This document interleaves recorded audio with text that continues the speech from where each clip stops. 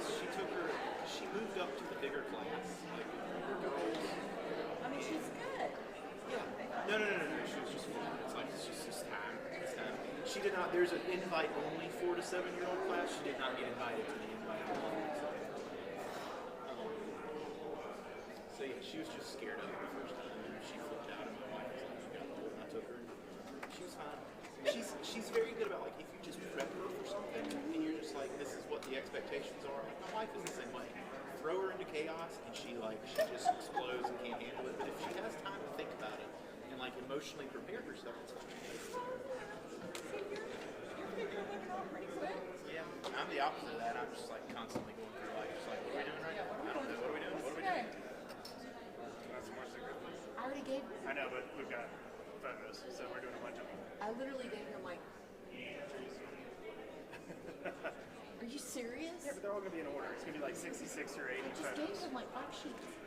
I think one of these houses already marked. Can you I where know. can I buy these? Because I could just pre-mark this stuff now. Do you? I was going to say, I was saying that last time. I was like, why do we not have to? I order mine at Payback. I keep them. You can do that. Thank you. Here, how many is that? 2, 3? This entire thing is sponsored by And I'll bring Amazon. it back if I lose. Yeah. You what? So all of this is sponsored by Amazon. Zip ties, little cards. These are great. These definitely make it really hot. I've always been a disc person, and I just need discs now because I don't know.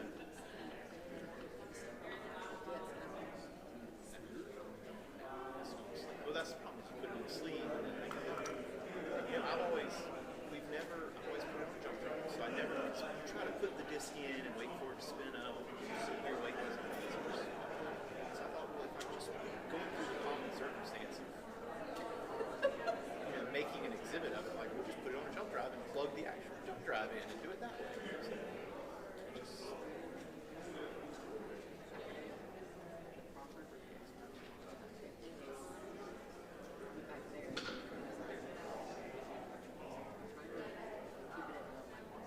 You are, but I said, I am working you enough. I know. You start making little comments like, we have to turn it back to back. You're getting pissed.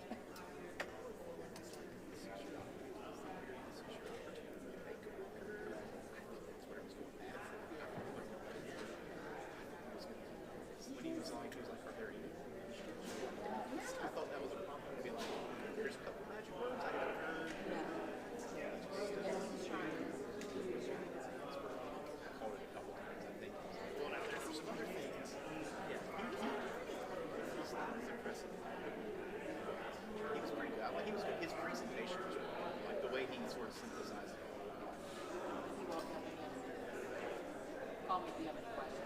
Okay, what's next? He goes, I'm so sorry I get geeked out with all this stuff. I just start. Yeah, I was like, But he said some of the magic words without being prompted. but yeah, he was 13 years. He was You know, it's like, I kind of like this simple shit. Just put me on there. Kind of tired of this. I like this. start extracting cell phones. And that was about the time when the video sounds would play, so I had to get up and I was like, I looked at Mike and he was going to go, Mic check. Check. Mic check. Thumbs up. If you hear me, Kevin. Mic check. 1, 2, 3. Mic check. 1, 2, 3.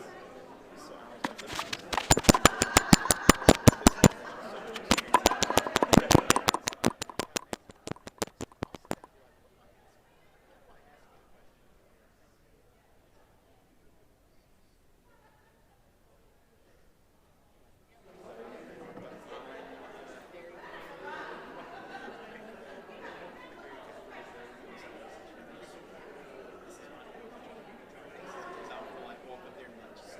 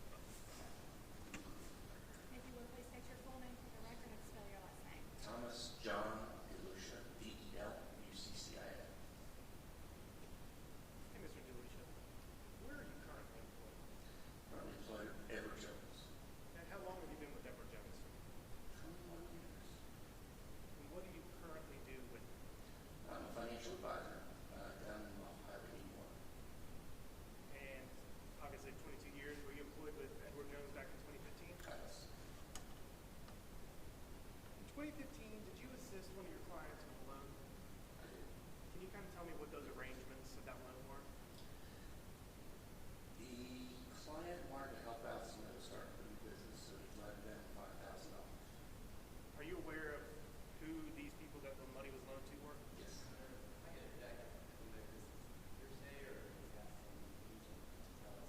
Lay some foundation in this question. What was your what was your role in this arrangement? My role was the client. The shop was 4 doors down from me, from my office, next to the strip center. And they just were going to drop a check off at my office for repayment at that moment. Okay, so is it my understanding the client was loaning them money, but they were going to pay you back instead of the client? Right. Pay the client back. I was just taking the check and putting it into his account. So just basically, as a service. so basically you're just facilitating the repayments. Yes, sir. Okay. And as part of this, did they come in and hand you checks? They usually brought it to my assistant, yes. Okay. And so in that way, are you familiar with who was repaying the loan? Yes. Who was repaying the loan? Amy and Ross. Okay. Do you have an understanding of their last name? Vilardi. And so when did this loan arrangement begin? I don't have the paper in front of me. I wrote it all down, but it's probably 2015 in January sometime. Okay. And at the beginning of this loan, were they on time with those payments? Yes. Until about when? Yeah, without looking at the paper, I don't know. Can I refresh on this, Mayor Pro Tem? Yes, sir.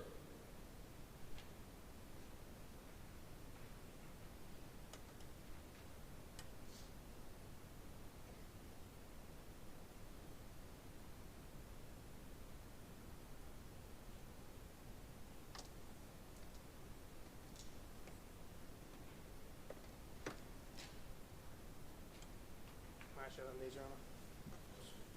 You just want to read that to refresh your memory? Sure.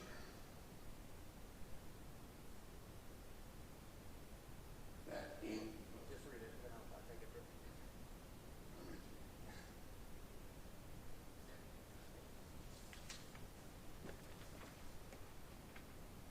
So when did this loan begin? January of 2015. And at the beginning, you said they were on time with their payments. Yes, sir. Did that ever change? Yes. Started getting a little bit. When about did that change? Somewhere in the summertime, looking at that date, it looked like it was September. And we started getting money. And at some point, is there a payment that was made to you that stands out in your mind? Yes. When was that? That was in November of 2015. And what stood out in your mind about that payment? Well, I called, I left a message on Amy's cell, and within an hour, Ross had brought money down to me in cash. Okay. Now, was it unusual for someone to bring cash to make those payments for you? We don't allow it. Yes. So I asked her to go ahead and bring a cashier's check or a money order. And are you aware of how much those payments were for? They were $300 a month, and they were back about 2 or 3 months, so I think it was $600 at that time that they brought in. Okay, so you're saying when they showed up with that cash on November, they weren't just paying for that month, they were paying for prior months too? Yes, sir. Okay, that's because they were behind on payments? Yeah. And so you said your office, is it correct, you said your office does not take cash? None of us take cash to go jobs. So It's policy.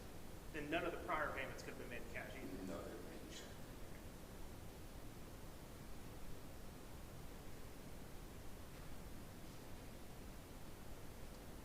Let me further on.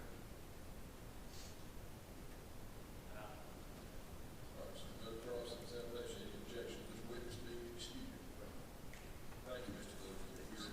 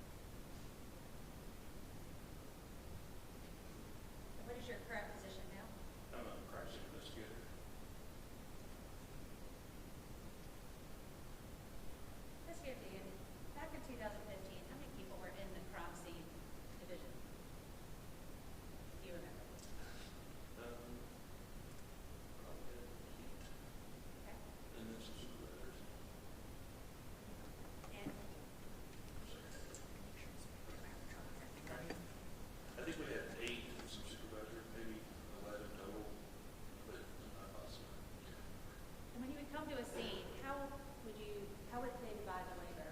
Who divided the labor? How would they divide it? This particular scene or just any scene? Any scene.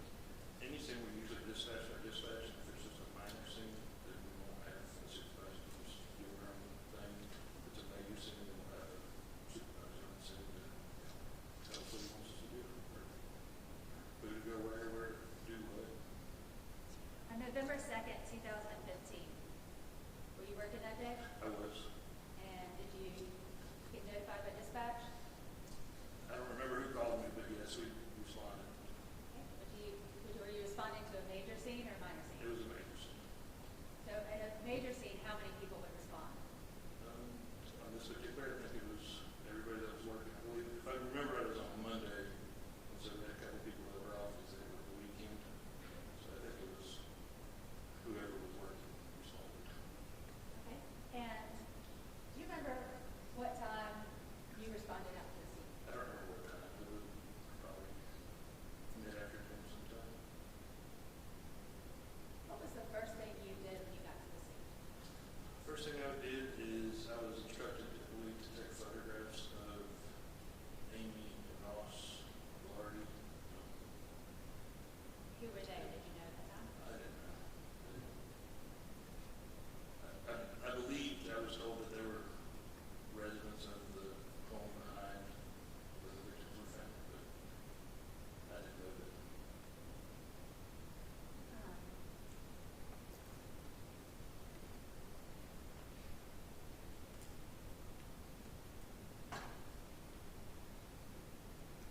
I'm going to show you.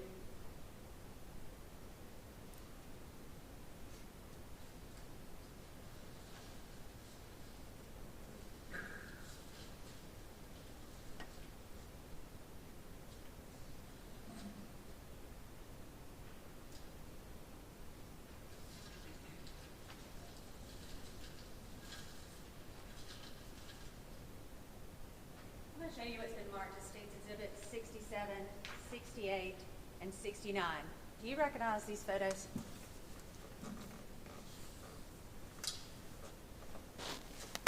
I do. And what are they photos of? One is of Ross wearing, one is of a pair of boots that Ross is wearing, and then the other one is of Amy with bags in her hands. Okay. And why would she have bags on her hands?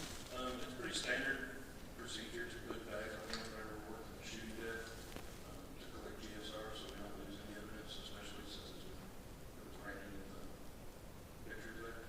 At the time, we probably didn't know what we were exactly dealing with.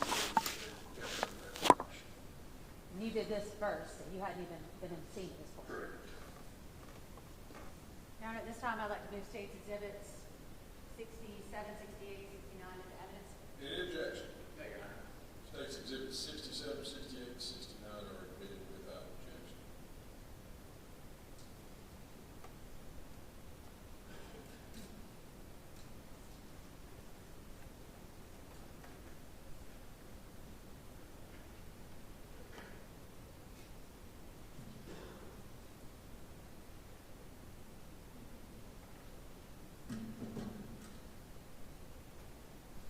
I'm showing you what's been marked as what's been entered as State's Exhibit 69.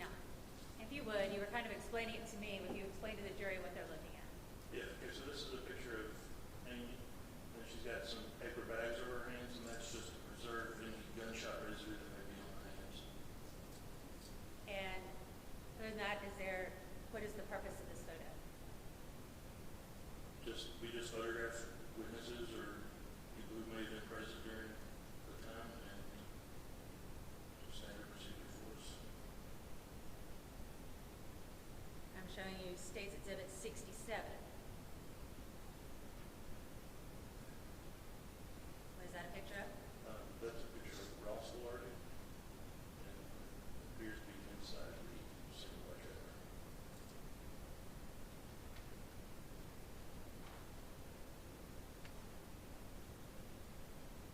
And State's Exhibit 68.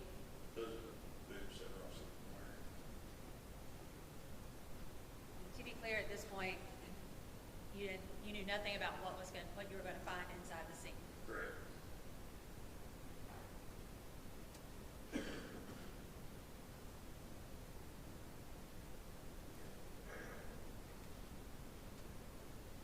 Once you took those initial photographs, what was your next job? We waited until the search warrant got there, and then we were instructed to go and process it. Waited for specific instructions from the detective and investigation. So, when the initial call comes out, who's the first person that's able to go into the scene? From a crime scene? Or No, from, just the call comes out, 911 call. okay, so the responding deputy would go into the scene and clear the residence, try to render any aid that could be rendered, and secure the scene for us. Okay. So one set of people is able to go in initially because of the 911 call. Correct. When they back out, does everybody else basically wait until that search warrant? Yes. And is that what you were doing? Yes. Was there another investigator, crime scene investigator, that was there with you? Yes, there were several. Talking about Blair Hill. Yes. Yeah. And did he have a specialty in the crime scene unit? Yeah, he had some extra training in shoe prints and footprints. Okay. And did you have that same training? Not that he had. I had some training, some basic training, but not. And so, once the search warrant got there, what happened next? We would have done overall photographs of the scene and video of the scene. We would have limited a lot of people coming in and out to try to preserve any forensic evidence that may be there. So maybe one or two people might have gone in and they would have taken specific routes to try to avoid stepping on shoe prints or blood or any potential evidence. And did you work with Blair Hill on the scene? I did. So did you enter together with him? I did. And were you there when he was taking his photos? I was. Did you take some of the same photos? I took some of the same photos, not necessarily of the footprints, but of the scene. Okay. But you took photos as he was taking photos? Yes.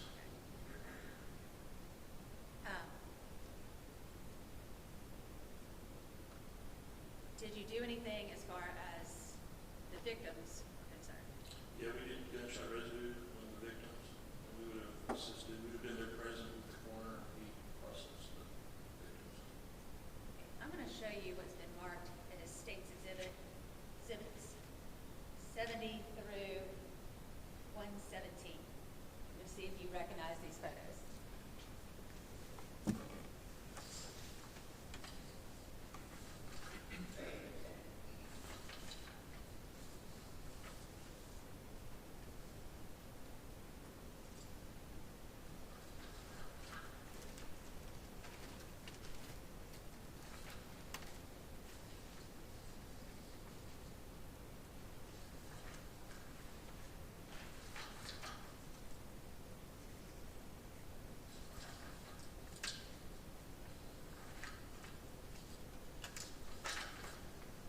Can you identify where these photos were taken?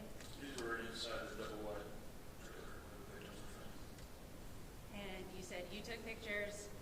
Blair Hill was in there and took pictures. Did anybody else go in and take pictures? After we would have done the shoe wear and the stuff on the floor, we would have allowed the coroners to come in. I say allowed. The coroners would come in. They would have let us do our stuff first to try to preserve evidence, and then they would have come in and process the files. And do those photos accurately represent photos that you took at the scene? They do. And photos, if they're photos that maybe somebody else took, are they still of the same scene, the same things that you saw? They are. And approximately how many photos did you take of that scene? Do you recall? Oh, I don't remember. There would have been a lot of photographs. There was a lot of stuff taken pictures of. So there are photos of the inside of the double wide trailer from November 2nd or November 3rd. Were you there on November 3rd as well? I was. So would you have either taken those photos or been there and observed the areas in those photos that were taken? I would have, yes.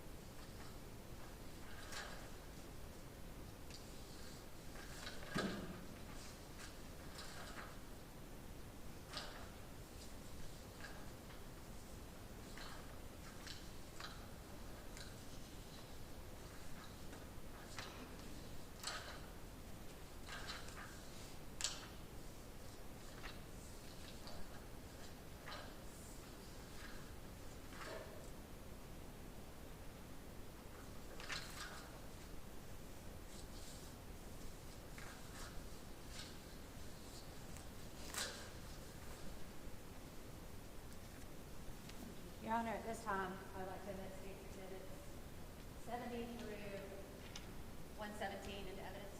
Any objection? No, we're happy to have it. All right, so State's Exhibits 70 through 117 are admitted without objection. So 70 through 117, if I do my math right, is about 47 of hundreds of photos that you took or that you were present to see taken. I'm going to show you State's Exhibit 70. You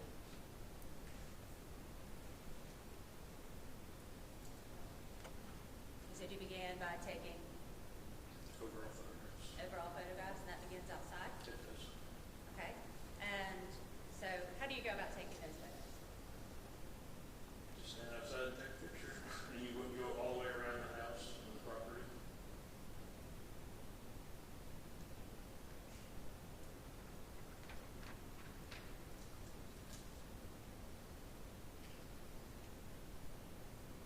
That'd be the back of the double wide. This is where the victims were found. The carport. That was the front of the single wide.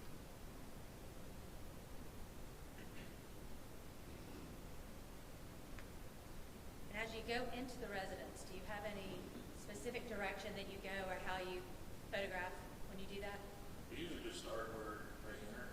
Okay. And then just make my rounds, go all the way. I don't have a specific route.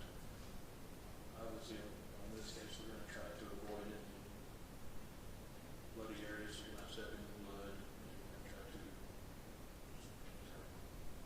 go all the way around the inside of the house. Pictures. And your photos, the complete set of photos, include pictures of the victims and how they were when you found them. Correct. Those are not in this stack of pictures. So,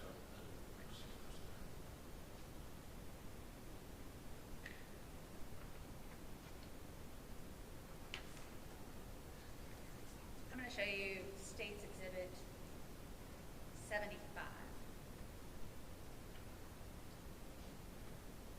What can you tell me about that? that looks like the bedroom door going into the master bedroom on the double wide. Going in or going out? That looks like the inside, so you'd be going out into the door. Okay. Was there anything significant about why you took those photos?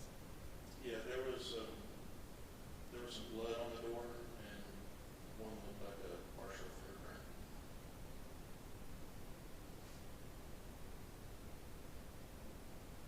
How do you know that by looking at this photo? That's just an overall photo. I think it's probably a close-up shot of it. If you can see like a little,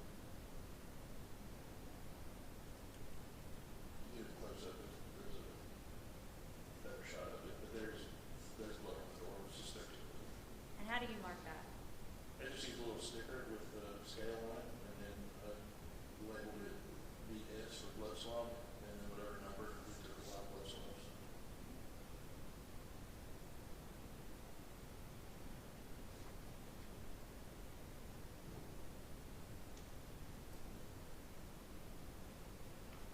Come at a little bit better picture. It's State's Exhibit 74. Is that talking about the blood swab?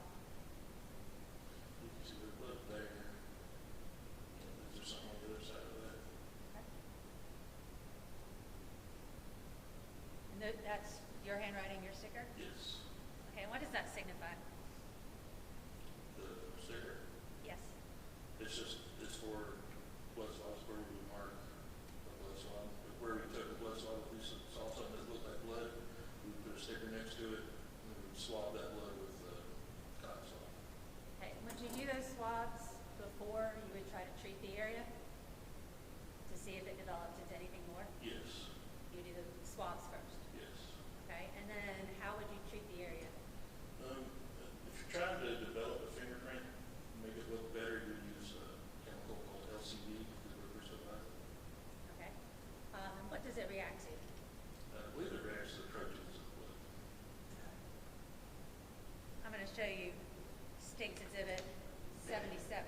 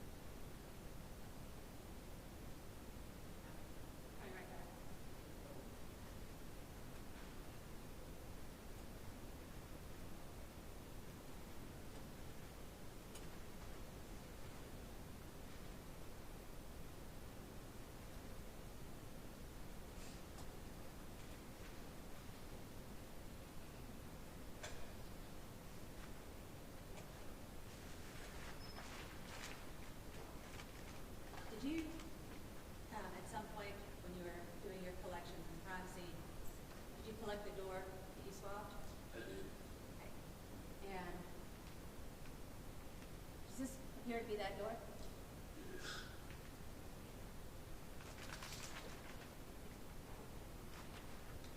Can I need a witness step down? Yes, ma'am.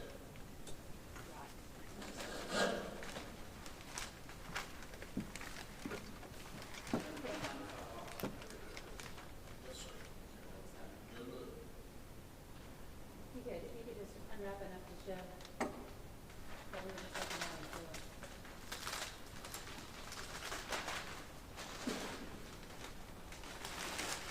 Now, I'd like to move this in as State Exhibit 116.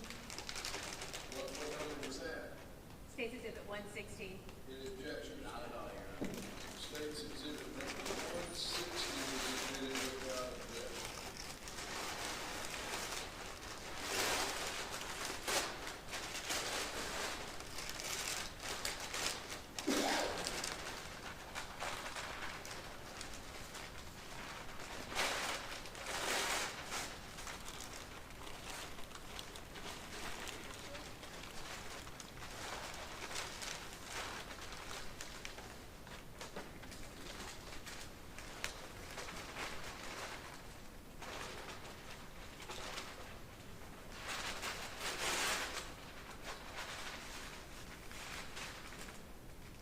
This is where you process the door. Is it upside down?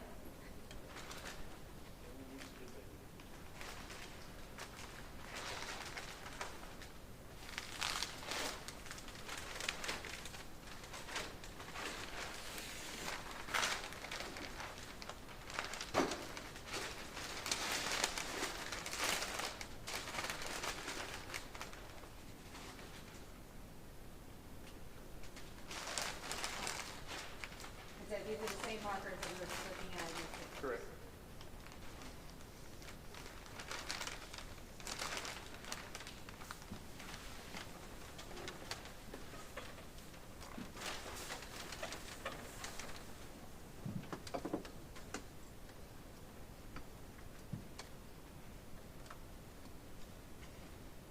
And as you're processing, use the same basic steps to, for example, State's Exhibit 78. We would have, I'm not sure I understand by the same basic steps. Taking pictures before you treat it. Yes. And you would take pictures and swabs of the areas. Yes. State's Exhibit 79.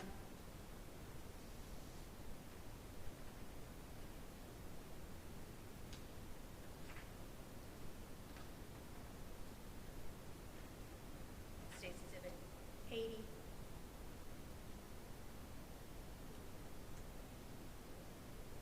You know where State's Exhibit 80 is in relationship to that door? It looks like it's the transition going from the living room into the bedroom, where it goes into our bedroom.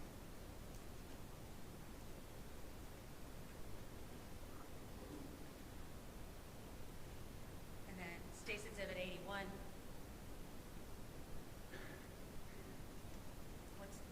What have you done? What have y'all done at this point? This they sprayed an LCD, Blair probably did sprayed it, but it's got the, you can see the purple footprint there, you can see the toes. All the foot. You couldn't see those before on the first pictures. Correct. And State's Exhibit 85. That's the same area.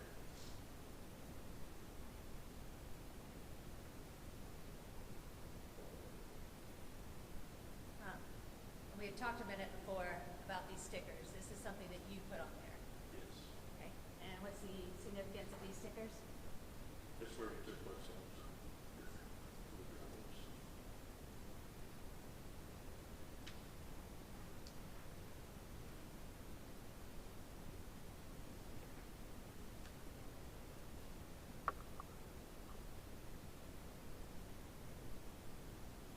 State's Exhibit 88.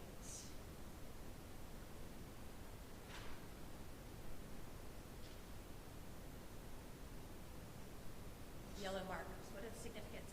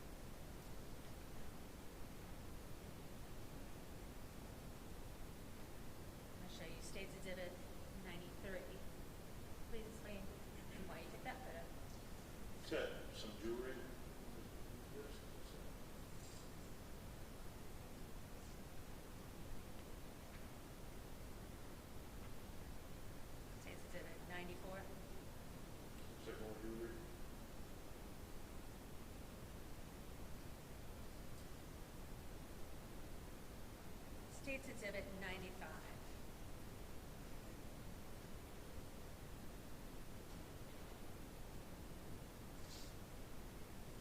There are no gloves on, I believe that's on the coffee table in the living room.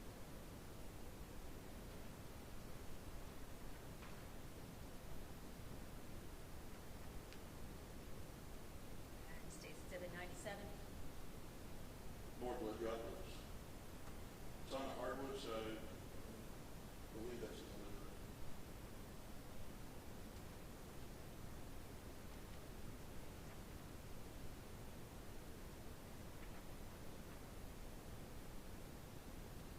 State's Exhibit 100.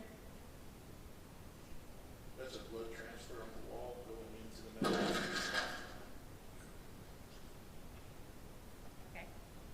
And the sticker there indicates what?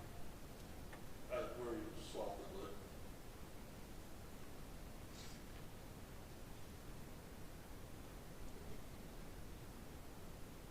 You remember where State's Exhibit 101?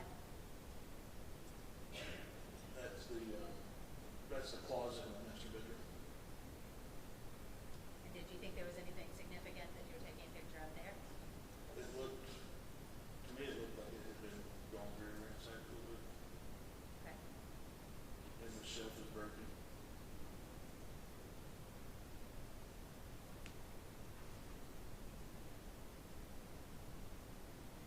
And State's Exhibit 102.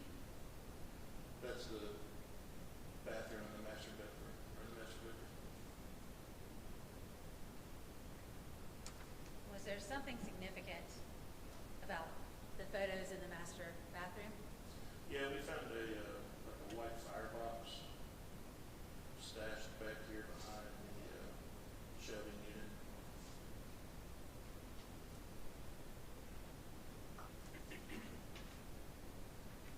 State's Exhibit 104. Is that the box you're talking about? It is.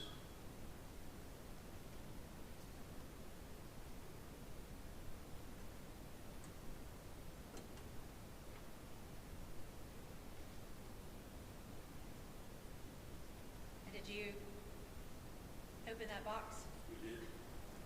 And did you go through it? We did. I'll show you State's Exhibit 107. What is that depict? That's the contents of the box. Looks like there's a bank, zipper bag there, and some sort of wooden box with something inside of it.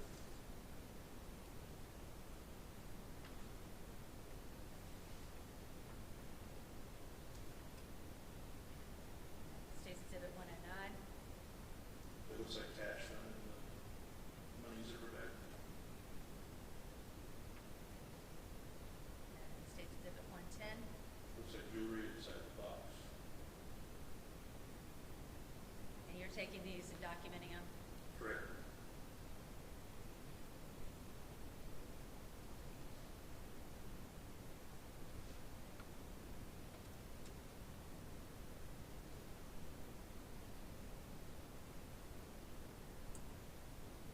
Show you State's Exhibit 116. Do you recognize that area? Yeah, that's looks like a half wall going to, that's the master bedroom right there. This is the hallway, and there's some blood droplets very low on the wall. You said master bedroom. Is there another side of the house? Yeah, there's another side with two bedrooms. Okay. And anything else? Oh, there's a bathroom over I there. said there's probably a bathroom over there. Okay. And so this photo at 18 is from the other, where they have the extra bedrooms and bathroom. It may be, I'd have to look at a picture further away, but what I see here is I see blood droplets very low on the wall, and they're scaled there.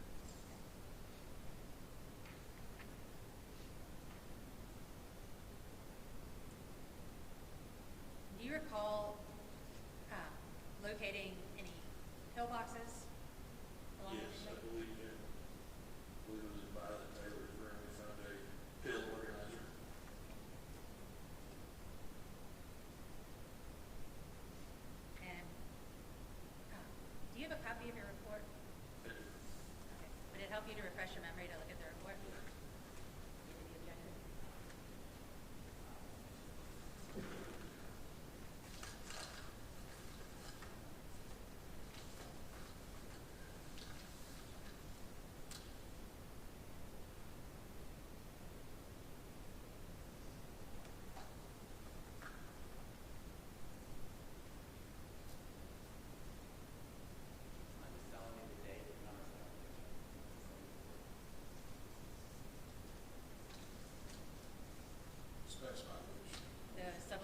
report from November 6th of 2015 that you entered in on November 6th?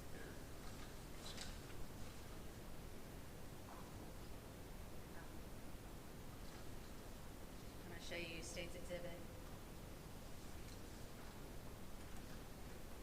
111. That's a pill organizer, prescription pill. Okay. And was there anything in specific that you noticed about this particular pill organizer? Well, it looks like there's pills on Sunday, Monday, Tuesday, Wednesday, and Thursday, Friday, Saturday, is empty.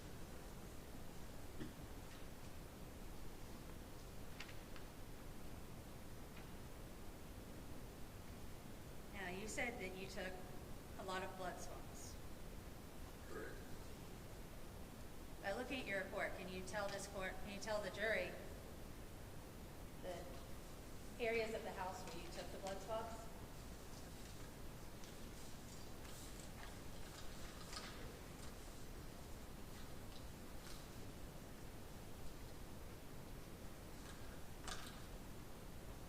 Most of the blood swabs were taken from the master bedroom and living room.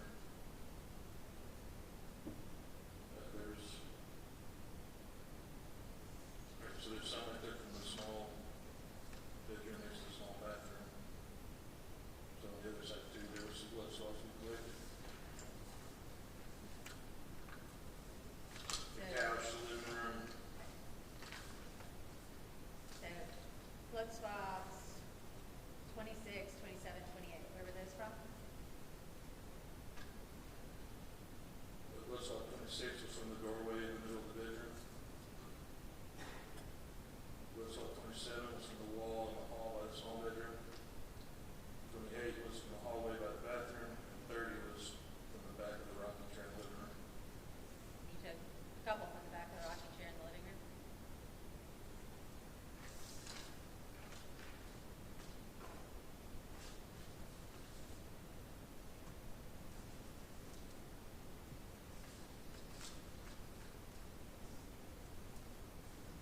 Yeah, it looks like it took 3. 30, 31, and 32.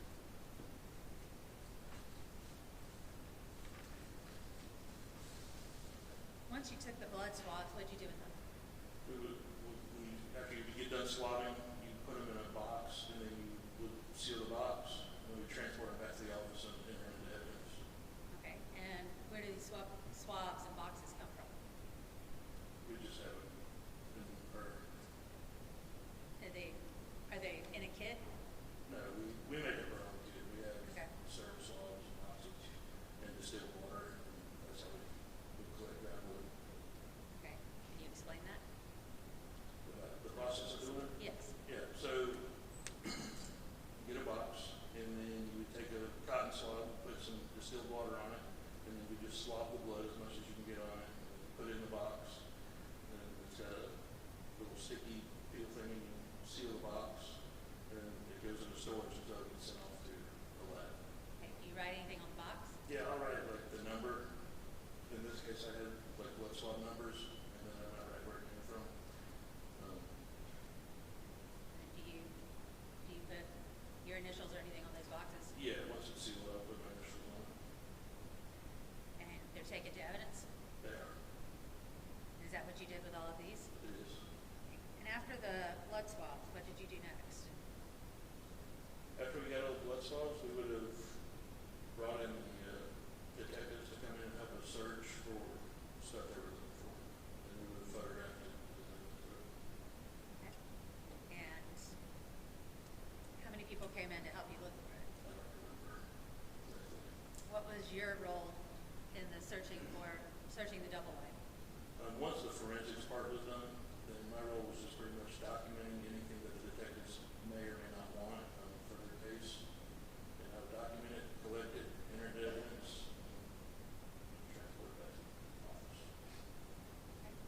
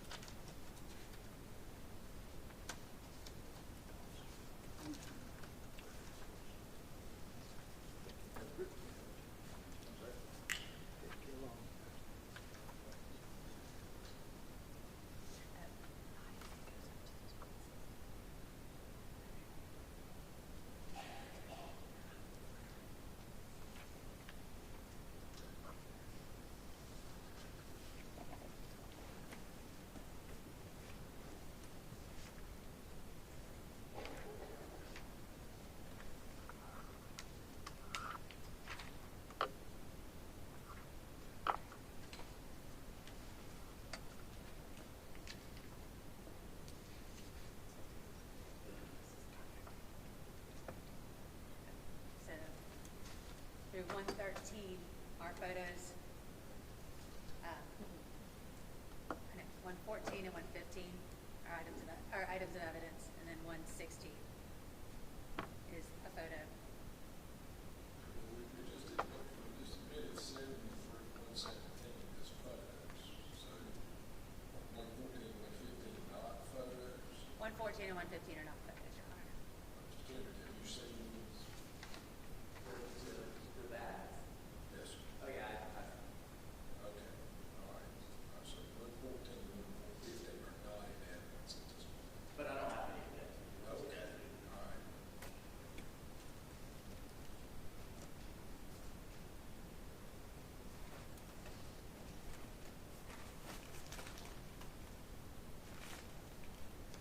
You recognize 114 and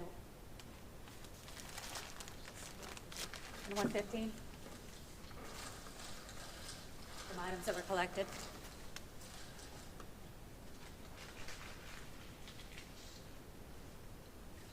Yeah, 114 is a black holster that was found under the bed in the master bedroom, and I believe it had a suspected blood on it. Yeah, some suspected blood on it.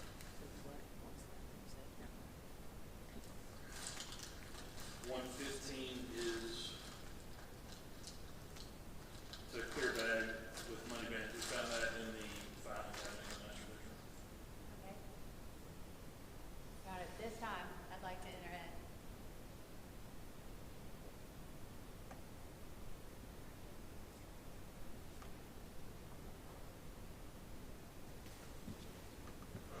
State's Exhibits 114 and 115 into evidence. Without objection. Absolutely. All right, so state's exhibits 114 and 115 are now admitted without objection. Okay, go ahead. Okay, thank you.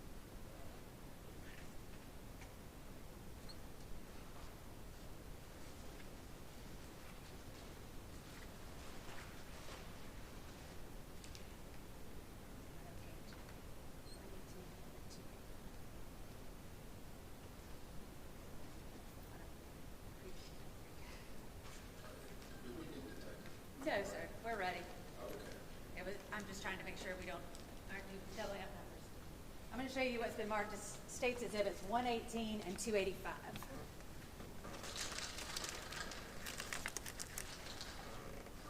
Do you recognize these two items? Yeah, 118 is a laptop computer.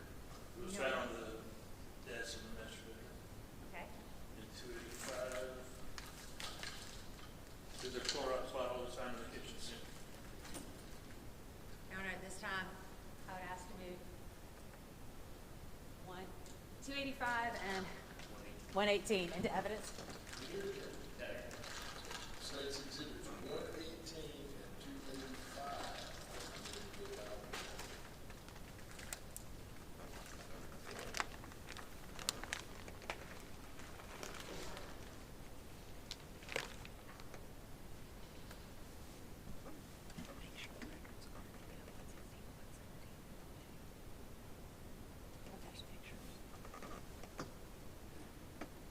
And Your Honor, just to be sure that the record is clear, 116 and 117 are pictures that were in the room. So noted. Okay, thank you.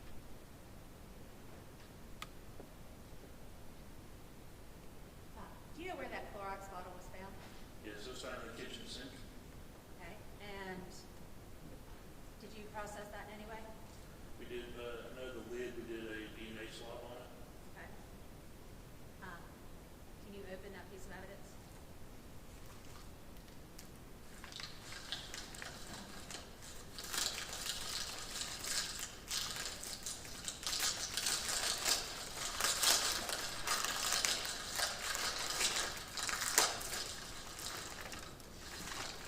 It looks like we processed the bottle for fingerprints. And was that bottle have anything in it?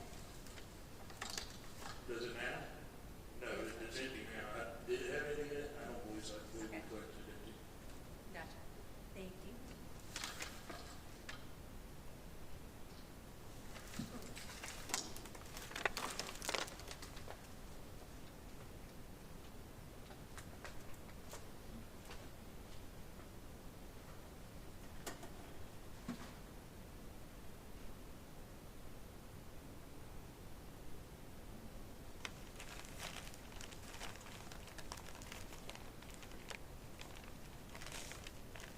You wouldn't mind opening up State's Exhibit 115 for the jury?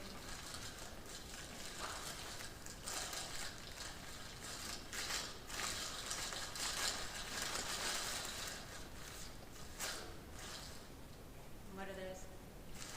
These are unused money bands that we wrap stacks of cash with.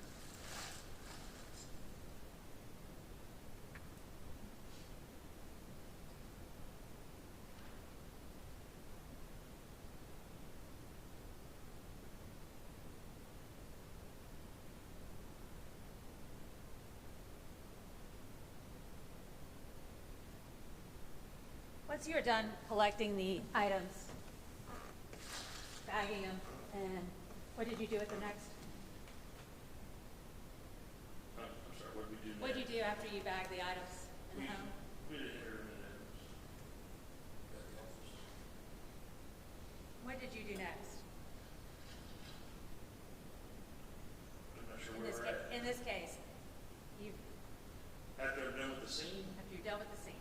then I would have gone back to the office and we would have started the process of entering the evidence. In some cases, if there was something further that they wanted to process, we've done that in the lab. What did you do next?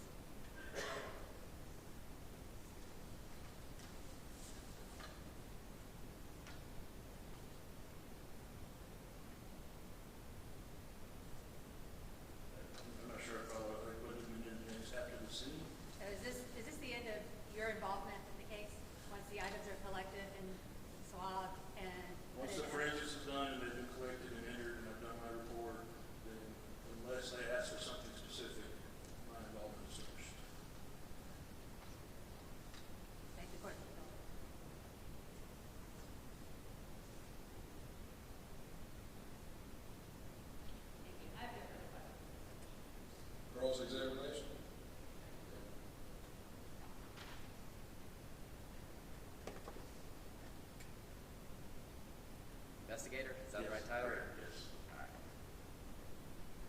Investigator Dugan, I want to talk a little bit about what the importance of your role is on a crime scene. You're in charge of both collecting and documenting potential evidence at the scene of any crime, right? Correct. When you arrived at the scene of this crime, there were already a number of police officers there, correct? Correct. So you have the first responders you told us about. Did you figure out how many first responders had entered the house before you started collecting evidence? I specifically did not, but we would have an idea who was there. Was that? We would have an idea of who was there. Okay, so do you remember who was there? Like have an idea of the general number of people that were there when you arrived? When I arrived, I know detectives were already there. The coroner's office was there, and the responding deputies were there, and then some other crime scene people were there. It was very crowded, right? It was. And are you aware of who had been in the house prior to you entering the house? If my memory serves me correctly, I believe the coroner had gone in and the responding deputies. Okay. Who was in charge of this scene? The responsibility changes as the investigation progresses. Initially, it would have been the road patrol when they first got there, and then after the detectives got there, it would have been handed over to the detectives. They would have been in control of the scene. Okay, and that's fair. I want to figure out kind of who the players are in the scene you're describing. So was there a particular responding deputy that would have been in charge of the crime scene initially? The initial responding deputy would have been in charge. And what is that person's name? I don't remember. Okay, that's okay. And I'm not trying, these are not trick questions. I'm trying to get it cast in my head here. Yeah. So the next stage is crime scene, right? The next stage is calling support, and that's the detectives, that's the coroner, that's crime scene. There's a number of different divisions that would respond. Is it fair to say that one of those detectives is going to be assigned a role as a lead investigator in this case? Yes. And who was that detective? Gene Culbertson. I'm sorry, Gene Culbertson. Culbertson. And it sounds like you've been with the sheriff's office for a long time, right? Yes, sir. So you've probably been involved in a number of investigations just generally. Yes. Have you ever been the lead investigator in one of those investigations? No. But obviously you're familiar with the role of the lead investigator, right? Yes. They coordinate the crime scene collection, right? Partly. Yes. Partly. And when I say coordinate, I mean someone has to make sure there's actually a crime scene investigation, right? I'm not sure I understand that question. Of course, we're there for a crime scene investigation. Sure, but we have to have one person in charge, right? We can't all be running around with no clear goals, right? Correct. So Mr. Culbertson is in charge of making sure that the crime scene investigators do their job, right? No. Okay, who's in charge of that? We'll get to it. Okay. Tell me who's in charge. We have supervisors Okay. that were there. They would have told us what assignments they wanted us to do. We're all trained to do the same thing. Some people have some specialized training. But typical crime scenes, we're all trained to do the same thing. So he doesn't necessarily tell us what to do, but more just assign us where he wants us. I think he assigned 3 or 4 of us to the double wide, a couple to the single wide, and then if we needed anything, if we needed support, we'd go to him. As far as that's the forensics part of it. Okay, and I'm not cutting you off, but if we stop there, who is that supervisor? That was Chris Scott. Chris Scott.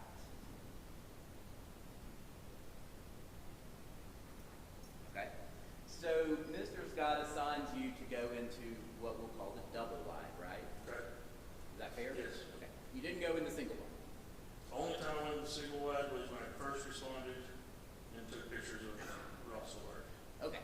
So is it fair when we refer to the trailer, we'll both be talking about the double wide trailer where the victims were found? Yes.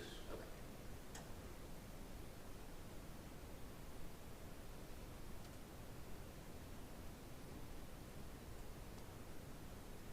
Now, when you are doing this work and you've got Mr. Scott supervising the crime scene, and then Mr. Culbertson, Investigator Culbertson is also present, right? Correct. But you're not dealing directly with Investigator Culbertson because you'd be listening to what? Investigator Scott. Scott, yes. Is that fair? Yes, and again, it changes. Okay. Throughout the investigation, or throughout the day. You know, the forensics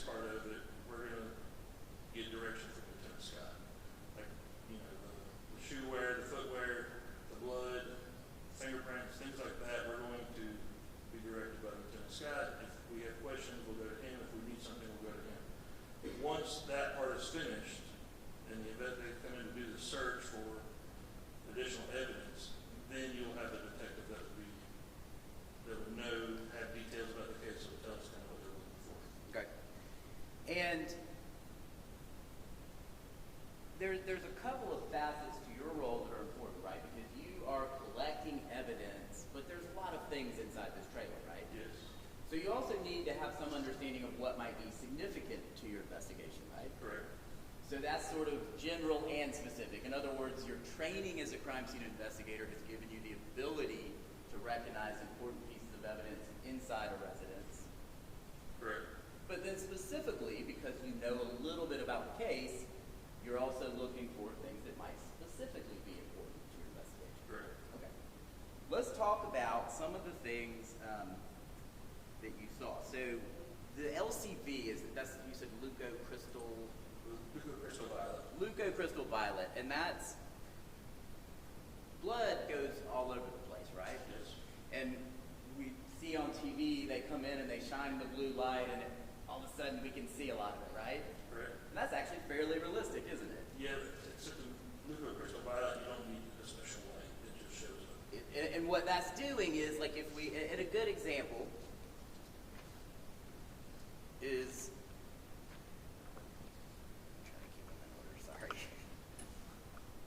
trying to keep these in order so we don't slow things down. But if we look at Exhibit 76, that's a door, right? Correct. And you mark where you see a blood mark. And then, but isn't this the same picture in Exhibit 77 with the LCV applied? Yes. So where we couldn't see blood in 76, now we can see a lot of it in 77. Correct. And that stayed consistent as you searched the house, right? Yes. So, and I understand that we have to talk about some details that are uncomfortable. Of course, you're a crime scene investigator. You're used to it. I've done it before. This was a fairly bloody scene, right? It was. And as you went through the scene with your LCV, you were able to see that the scene stretched through the trailer from the living room back to what we call the master bedroom, right? Yes. And that blood is significant because it gives you clues about the crime, right? Yes.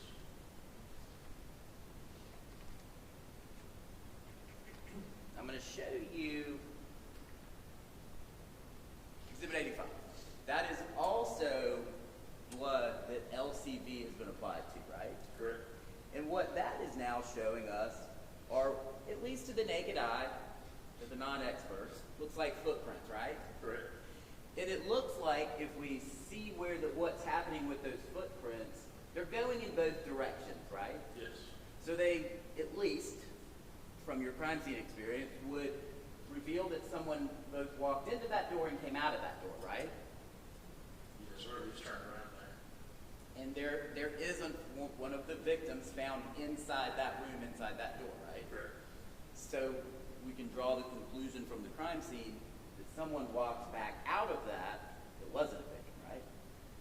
Not necessarily. She could have been bleeding before she went in and turned around. But the person came back out of the room. You get footprints in different directions, so it doesn't mean you don't know which ones went in first, which ones went in second, where she might have first been stabbed or started bleeding. So the blood could have got there at any point. And that's a fair point. So I'll agree with you on that. But what we do see is not just the footprints, but also droplets and then things that are almost smeared or wiped on the floor, right? Correct. So you can draw the conclusion from this crime scene that the perpetrator of this crime probably had a significant amount of blood on them, right? The perpetrator? Yes. Can't prove that by that. Okay. Victims did. Okay. But, and I'm not trying to nitpick with you, but clearly the blood came from injuries, right? Injuries or a weapon Or what? a weapon? Could it come from a weapon? Like if the knife they used to cut the other drugs were being drugged around with them and dripping off the knife. Yeah. I'm not saying that came from a specific person. Sure. I won't fight you on it, but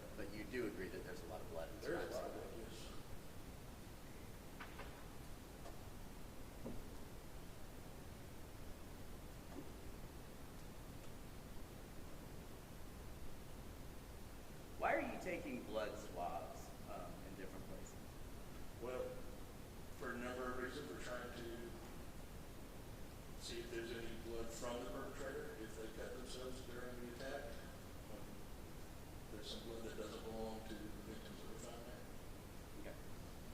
And again, I won't try to argue the prior point with you, but because of the amount of blood, that blood may tell you something, right? Yes. It already tells you something about the scene, but now it may tell you something about identification, right? Correct. And this door is particularly important. Exhibit 116. Did you take the door off the hinges? I did. Did you take the door back to evidence? I did. Did you take the... Yes, it was taken back to evidence. Did you do it? I don't know if I specifically did. Did you take this door up? Yes, we will take the door up. Okay. And I'm not trying to trick you. I know this evidence tape is new, right? So, yeah, I'm sure it's been opened and looked at before. Yeah, no, and I'm not trying to trick you again. I was there when we put that tape back. Okay. So the original tape was actually stuck to both the paper and the door on top of the blood, right? Possibly, I don't remember. And that would potentially cause some corruption as to the value of what we can learn from that door, right? If it was over a fingerprint, I would say yes, or if it was over some blood. I don't know where the tape was placed. I wasn't there when it was reopened. So. Right. But at the end of the day, regardless of the tape, we can learn that this appears to be handprints, right? And if you need to come down and look at it, you're welcome to. I don't want to.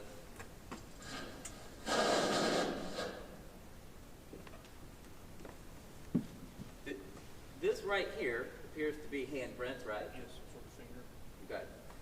And you said finger because you said you did in fact see a bloody fingerprint on here, right? Yeah. Okay. And that was collected.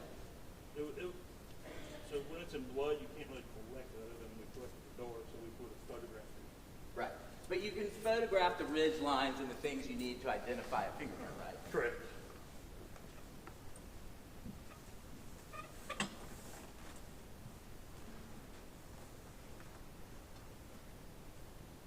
There's also blood on the furniture in the living room, right? There is. You collected that. Yep.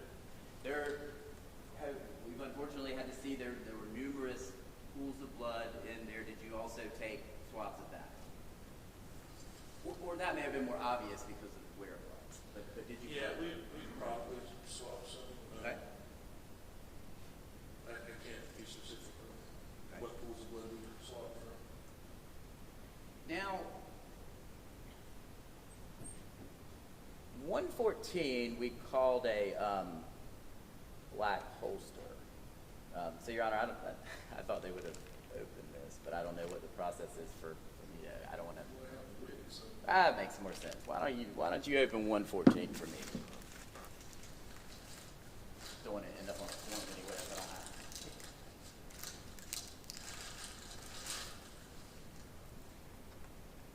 Now, what you've got there is a holster for a firearm, right? Yes. But you didn't find a firearm that matched the holster, right? Correct. And if you'll hold it up one more time for the jury to look at, and turn it a little, yeah, okay. There's a circle drawn on it, and that's the blood spot, right? You told us there was a spot of blood on the holster, and I'm just trying to find out where it is. I may have assumed too much. I can't testify to the circles on the holster.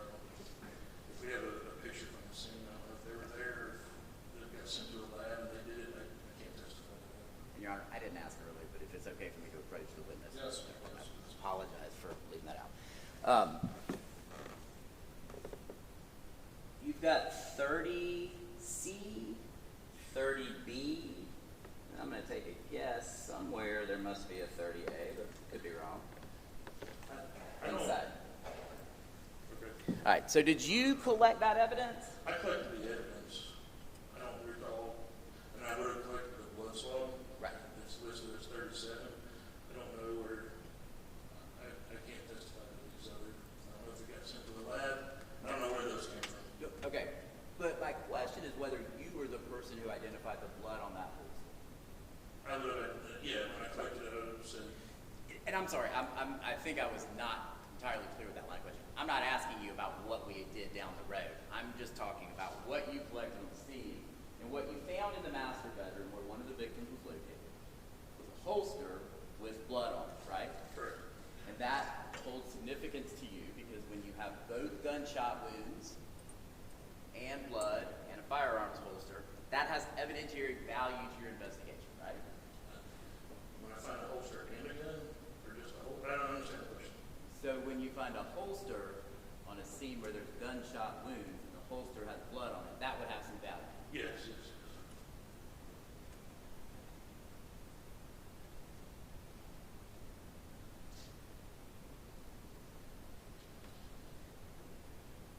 The bleach bottle we looked at, did that have some significance to you? I think we all just kind of agreed it was kind of odd to see a empty bleach bottle in the kitchen sink. Okay, but that's actually where one would use bleach as a household cleaner is in the kitchen, right? Yes. And you probably, as a crime scene investigator, are aware that bleach would not clean up blood, right? Not completely. Not even really much at all, right? Because it leaves so much marking that the use of bleach to try to get rid of blood would actually create more forensic evidence. Isn't that true? I don't know if that's true. That seems like an important concept to be aware of, but you don't know. Correct. Okay.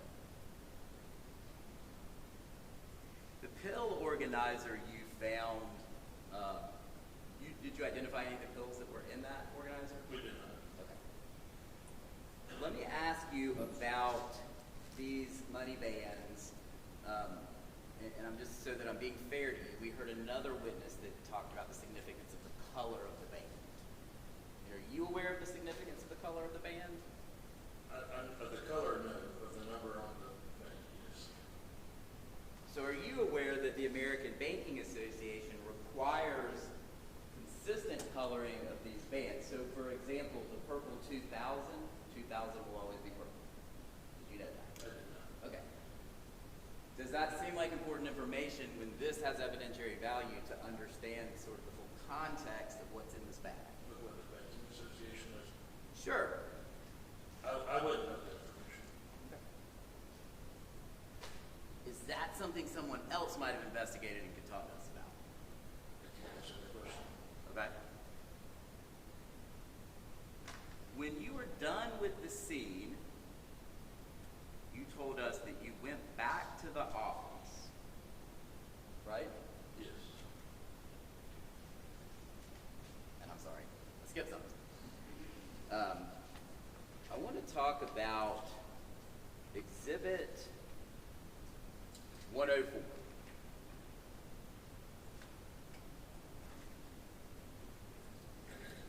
And that's a Sentry cash box, right? Yes. And that was found in the corner of the bathroom next to a shelf. And I'm gonna show you in 103. If you see right here, there's a trash can and there's a little I don't know what that is. Looks like kind of a black item. Okay. And then that's the same thing. It actually looks like a folded up dog crate to me, but I don't know what it is. That's where that box was found, right? Yes. And when y'all opened that box, you didn't use the key, did you? Honestly, I don't remember if we had to break open the box or if we without a key. I don't remember. Okay. We broke into it. What's that? We had to break into it. You can see where the damage is. Right, you used a screwdriver to pop it open, right? I don't know what we used, but we got it open. Okay. And it was obvious to you that that was a cash box, right? It was obvious to us that it was used for, most people use it for something valuable. Valuable, absolutely. So it doesn't have to be cash, but valuables. And then when you opened it, State's Exhibit 109, this is cash in the box. And it ends up being roughly $20-something thousand, right? 21,000 was some change. And that's a lot of money, right? Yes. Not banded with these bands, right? Doesn't appear to be banned. and I'm not in any way trying to give you a hard time, but just so we are absolutely clear, because when someone says something doesn't appear a certain way, what I wanted you to do is take a look at 107. We're going to ask you to look at 108. And these are pictures you clearly must have taken before you removed the money from the box, right? Yes. Because you're documenting. And there are no bands on there, right? Correct. It's just stacked, about an inch thick. Looks like it's probably about 200 bills or so. And it comes out to the money you said, right?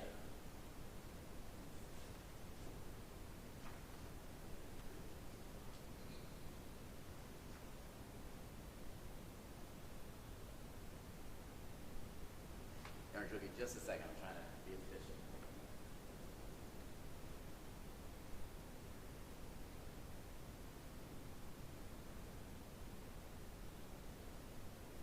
That's all I have here. Thank you very much, investigator.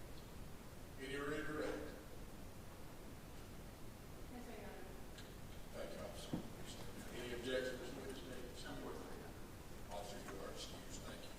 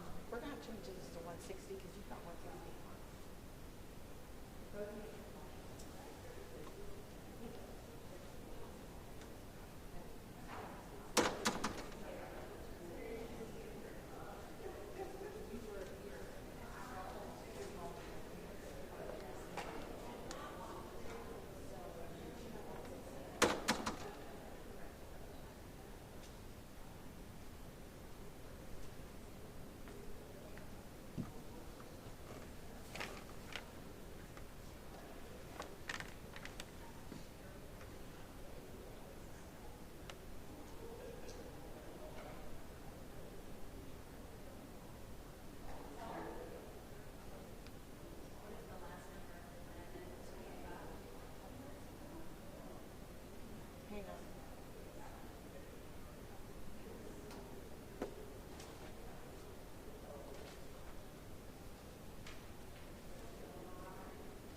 At 285 is the Clorox.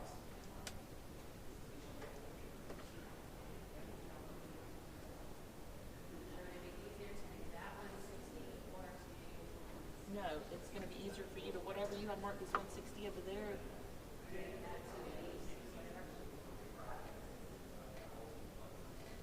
Yep.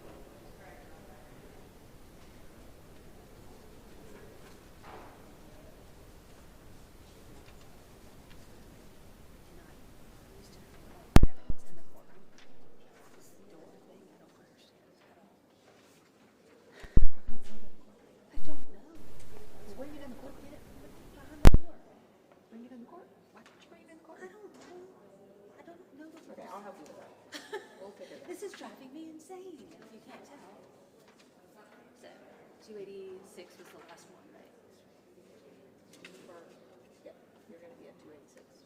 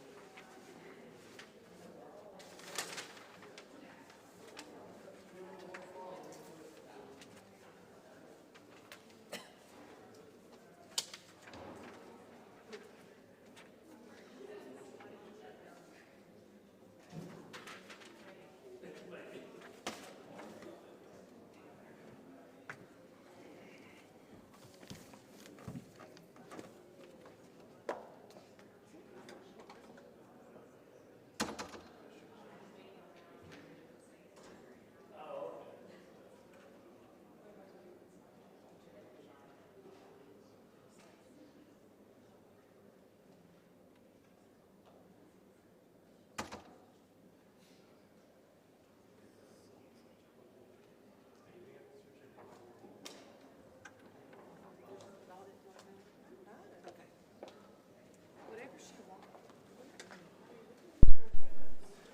I got a table and everything. Roll it in.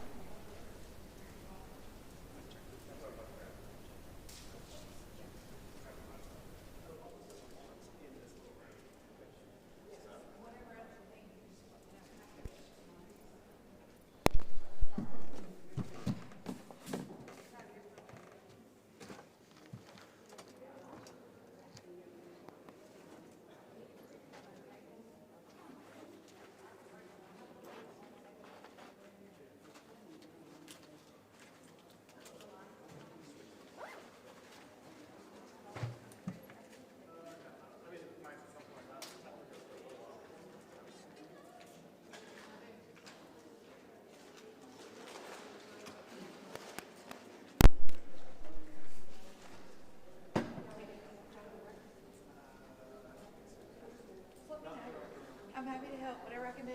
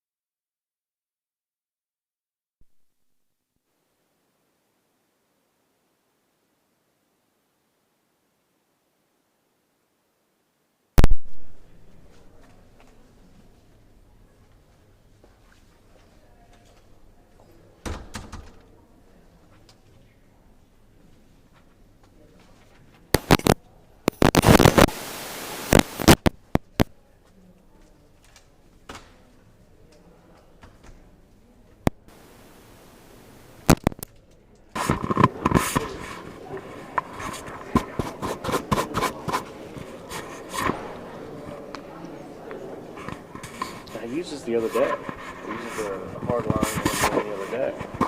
It's fun.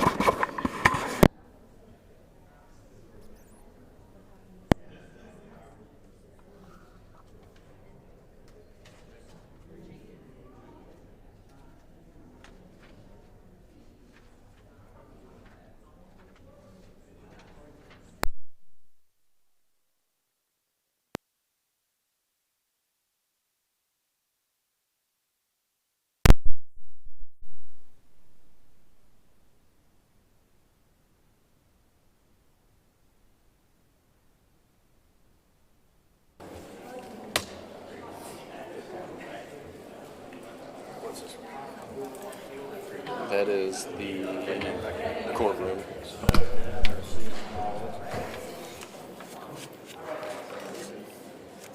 This is the one.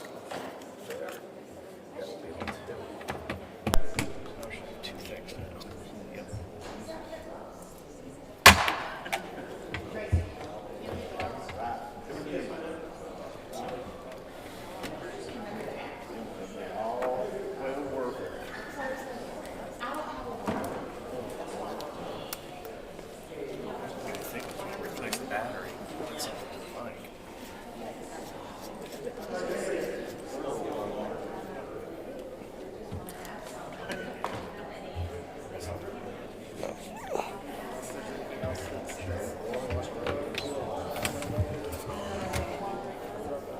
Yeah, then you look at me, he goes, here's one of mine. Thank you, Jesus.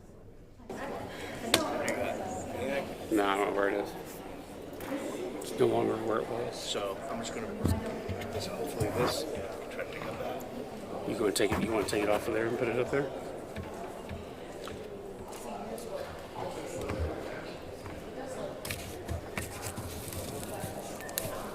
Yeah. Is that a regular? No, it's not a. It's not like a BNC or XLR. It's a little, I don't know, 5-pin or something like that. Isn't that right? Or is that it right there? Should be the same thing. No, that's it right there, Mom. And she asked me the last number too, so you need to confer with her. But the last number I have is 285. I have 286 to start with.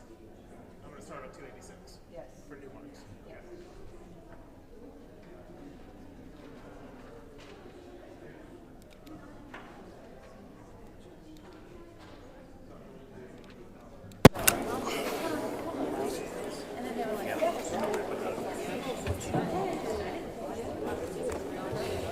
What? It should be better than that. Do you have a camera? Yeah. Do you have go? No, Go take this out there and test on your camera. okay.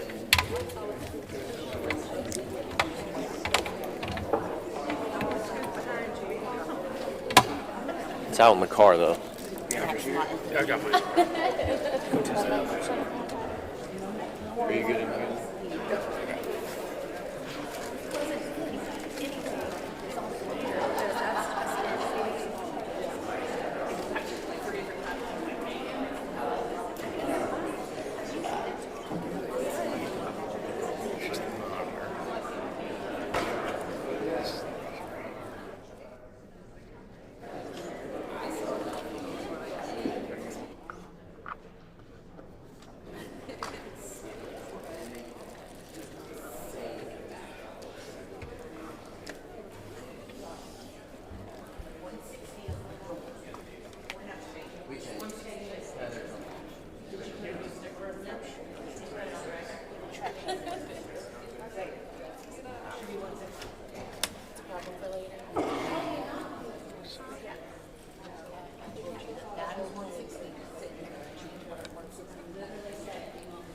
Well, we just are all getting confused, but no, I want, that is 160, that's my line.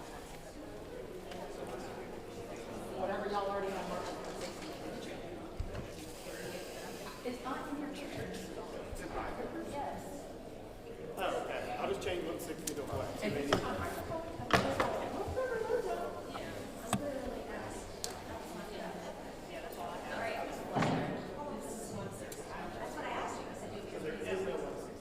That is 160, the door. It's working fine.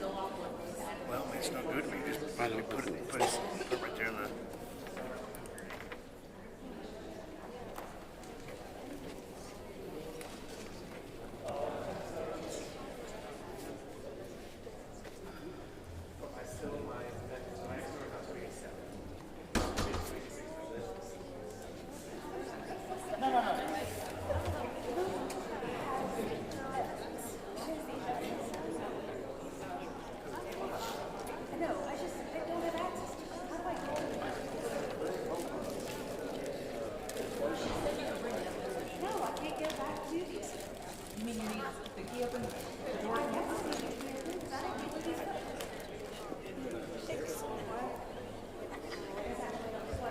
Hang on.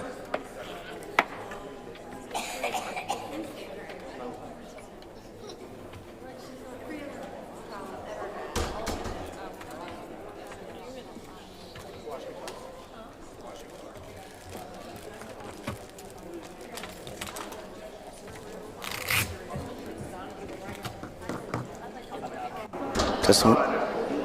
Test 1, 2, 3, 4. Test 1, 2, 3, 4. Test 1, 2, 3, 4. Test 1, 2, 3, 4.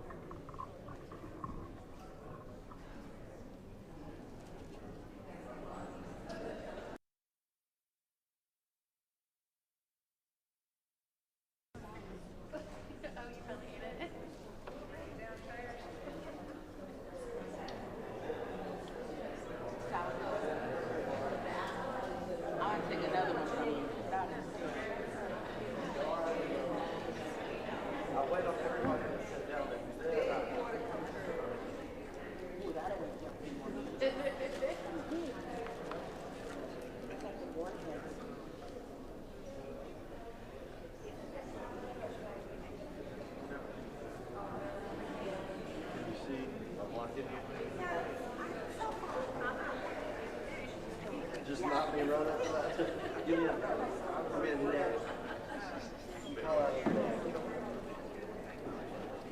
It's all right.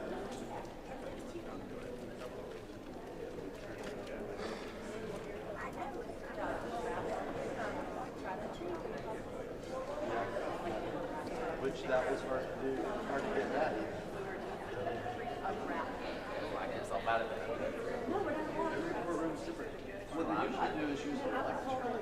And so everybody, when they're going to talk about the electric, we're not allowed to put a microphone on the bedboards, kitchen tables, or up on the bedboards.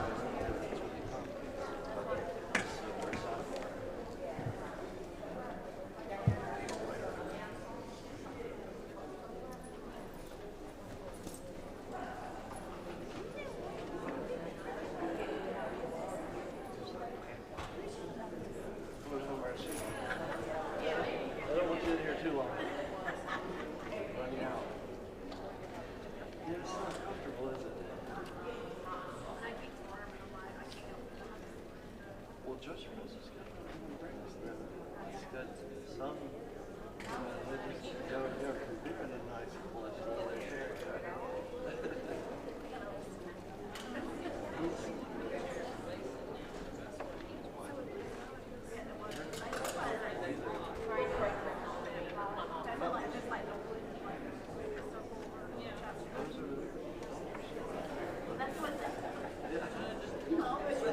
You get about 2 sits of those in every chair.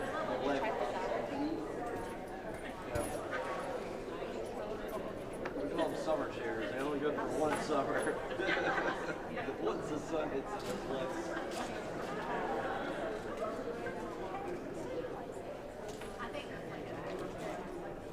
That's for the prisoners.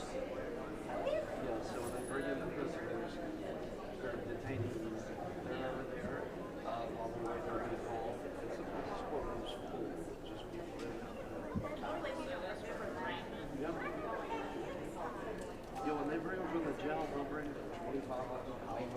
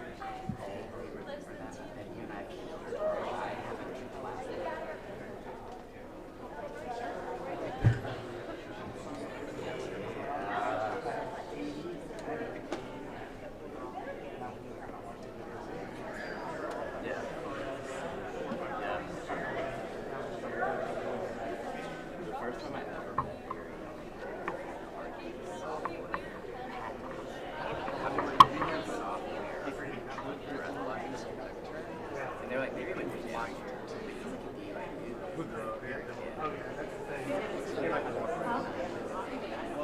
busted, and then they're going to get into that one.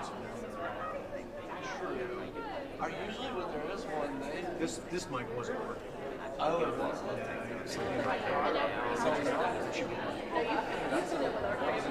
that's coming from, you get push that's out from here. Yeah. Their mic is coming from here. And sure has to be straight and cut it up. So. Okay.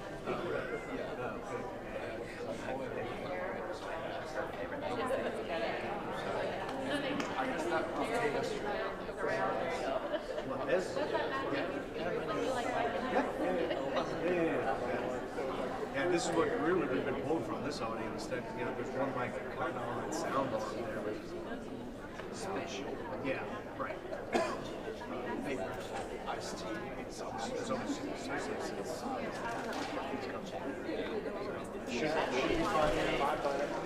I had setting all my cameras and that's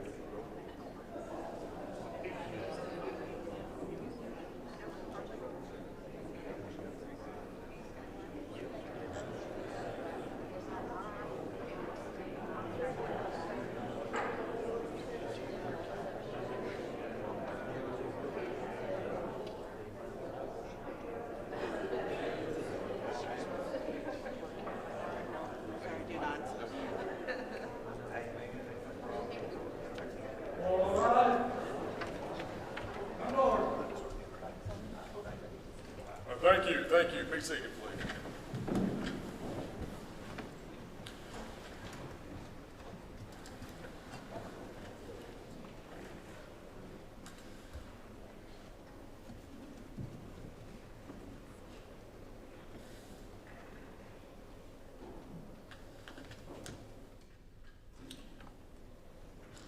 All right, let's get our jury.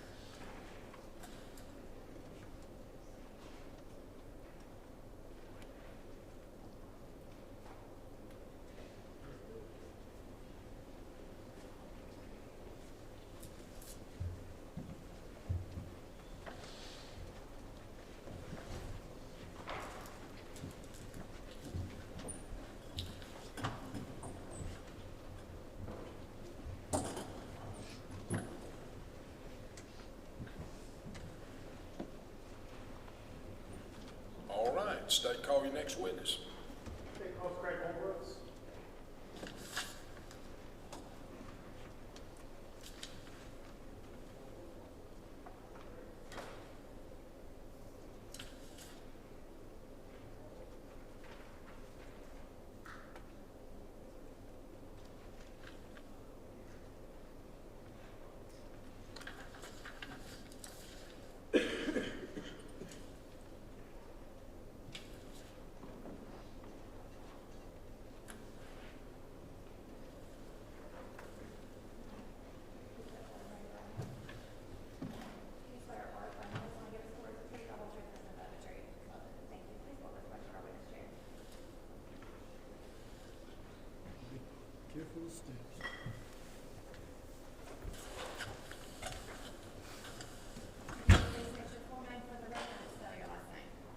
Craig Holbrooks, Holbrooks. Morning. Where are you currently employed? The Anderson County Sheriff's Office. And how long have you been employed there? For almost 26 years. And when you first started there, what was your first job? My first job at the Sheriff's Office was I was a dispatcher. What do you do now? Now I'm the Staff Sergeant over the Evidence Division. Back in 2015, what was your role in Anderson County? In 2015, I was a forensics investigator. And what are some of the duties as a forensic investigator? We would respond to calls for service where, from any type of call from a auto breaking to a homicide, to collect evidence. Now, were you called to the scene on November 2nd in 2015? Yes, sir. And about when in the day did you respond to that scene? I believe it was after lunchtime when I arrived on scene. Okay, so when you arrived on that scene, what happened when you arrived on that scene?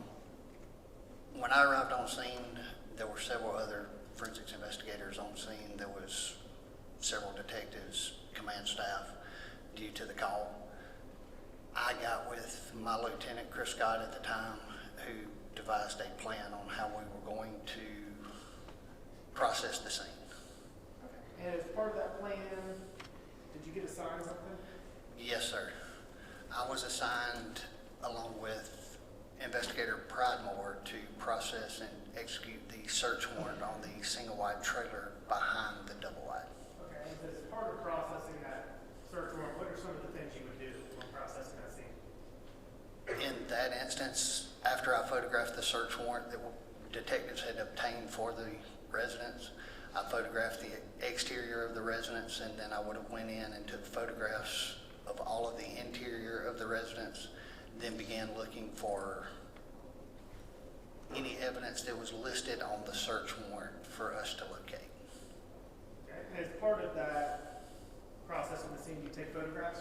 Yes, sir. And in this case, did you take photographs? Yes, sir. About how many photographs, just a decimate, you don't give me the exact amount, how many photographs did you take?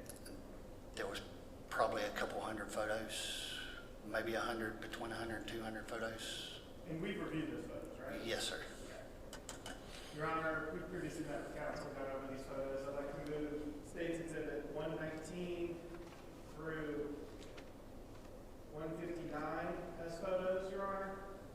Then 161 through 284 as crime scene photos, Your Honor. And then 286 also as a photo. Let me make sure I have the numbers right. It's 119 through 151. 159. 159, and then 161 through what? 161 through 284. Okay.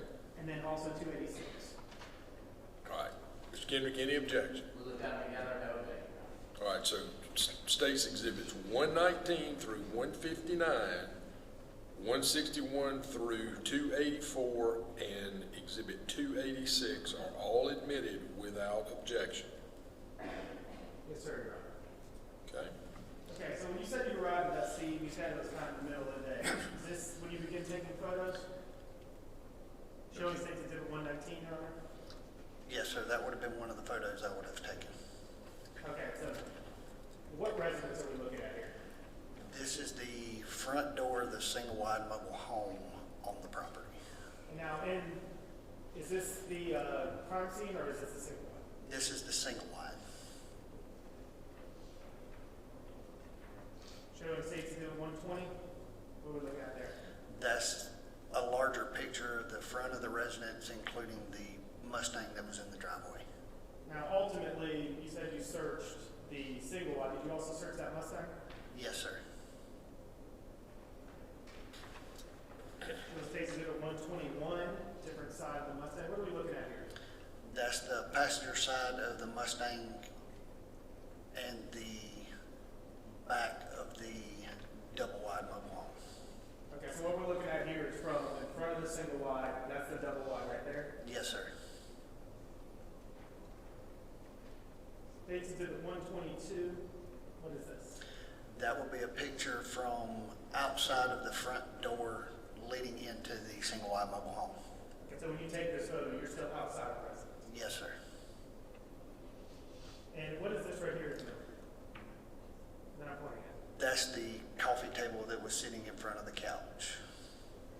And ultimately, did you process what was on that coffee table? Show it states at 123.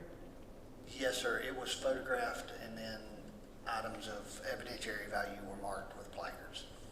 And so what's this item 16 that we're looking at there? Item 16 is going to be a black and color wallet that's laying on the coffee table. And so as part of processing that scene, do you open that wallet and kind of go through it? Yes, sir. We'll open it and photograph any of the money or the IDs that are inside of it, showing ownership of it. Okay. So show the states exhibit 124. Is this kind of what you're doing there? Yes, sir.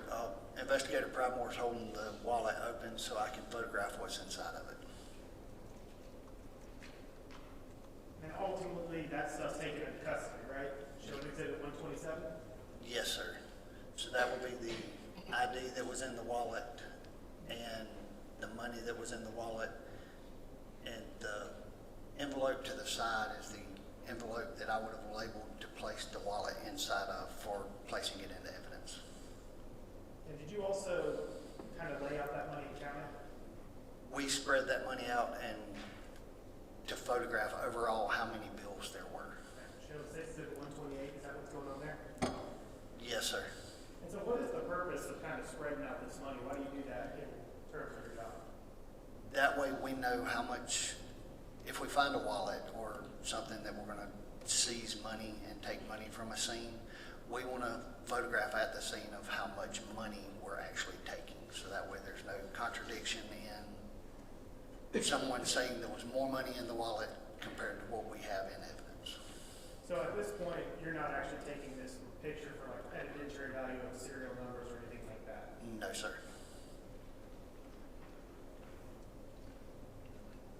Now, is this another angle of that same room? Show it says 129?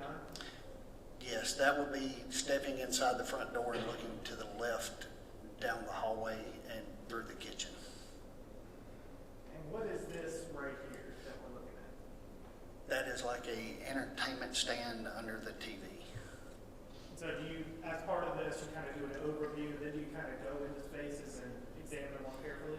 Yes, typically when we start the search warrant, we'll take overall photos, large photos of general areas showing what's in there, and then we will move in to take what we call medium range photos of, like if I was going to take a picture of something particular, say the clock in the middle shelf, I would take a closer picture of just the entertainment center showing everything on it, and then I would zoom in and take a picture of the clock itself. Now, I guess I forgot to ask you before getting to this. When you're doing this search warrant, how do you know what you're looking for? Are you told kind of what to look for? Kind of explain that process. So when a search warrant arrives on scene, it will have a detective will go and present the information to a judge to obtain a search warrant. Once they get the search warrant, they'll bring it to the scene, and it will have a listed space on there of what we're actually looking for, and reference to firearms, footwear, latent prints, DNA, anything that we're specifically looking for will be listed on the search warrant. And so in this case, are you specifically looking for knives, guns, shoes, you said footwear? Is that things you're actively looking for while searching the scene? With the first search warrant that arrived on scene, we were looking for firearms, I believe it was firearms, ammunition, I believe footwear was listed on it. There were several items, I know DNA, latent prints, stuff like that was listed on the first search warrant. I guess what I'm asking is just while you're going through this, what is the stuff that you're looking for to photograph and find and take in evidence? I'm looking for what's listed on the search warrant that I'm allowed to take. Showing states exhibit 130, is this that same? Yes, yes, that's just a closer up photo of the entertainment stand.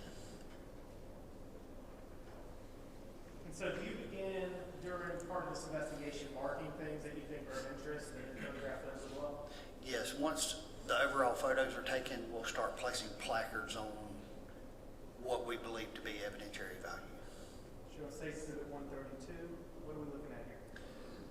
That is a handgun that is located on the top shelf of the entertainment center under the TV. So is it safe to say at this point you kind of have, you guys just arrived at the scene when you're doing the search warrant. Minimal information of kind of exactly what you're looking for, it's just more general.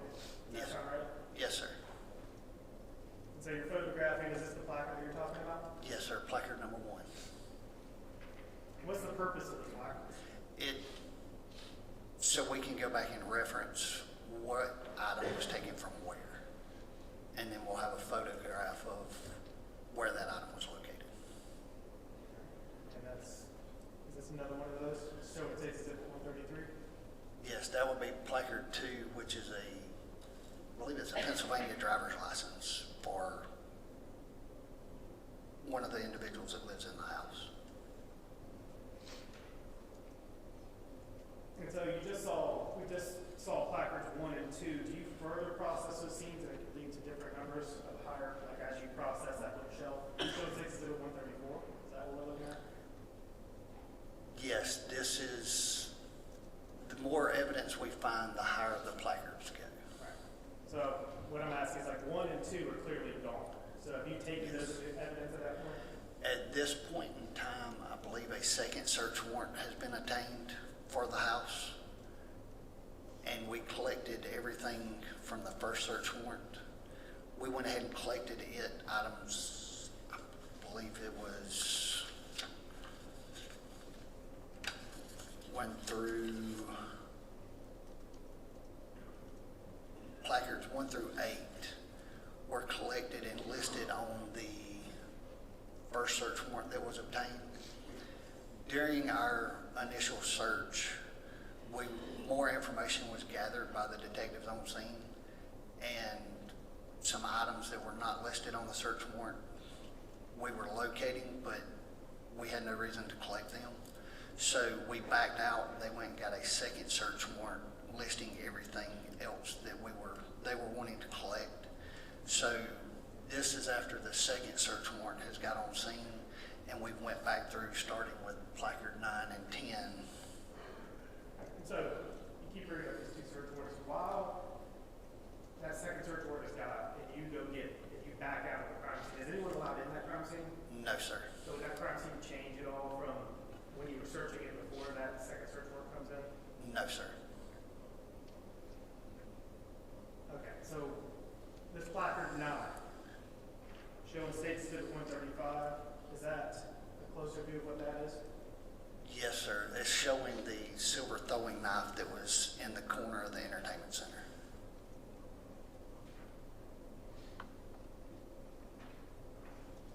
Showing State 136. What room are we looking into there?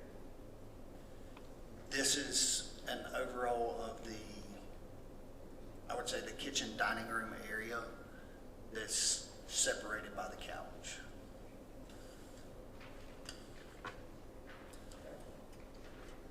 Showing States Exhibit 138. Is this that kitchen table that you were just talking about? Yes, sir. Now, would you guys process everything that was found on that kitchen table? Yes, sir. We would collect anything of evidentiary value off of that table. Showing States Exhibit 139. What is this? Placard 14, it's a golden color, like a clutch purse. Did you guys process what was inside that purse? Yes, sir, we did. Show us States Exhibit 140 and States Exhibit 141. States Exhibit 142. And so you, similar to the wallet that we talked about before, do you process that purse in the same way? Yes, sir. We'll take the stuff out and lay it out to where we can photograph it. All right, show States Exhibit 143.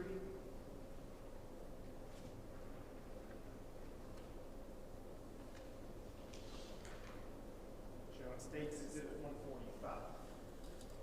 Now, is this the similar count that we were talking about with the wallet? Yes, sir. We would take and count to know how much is in there for us to list it on the search warrant return to be able to place it into evidence. Okay, is that why that's specifically labeled?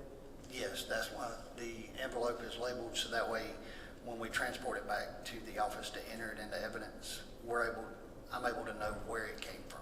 And ultimately, how much cash was in that gold purse? In the gold purse, there was $1,601.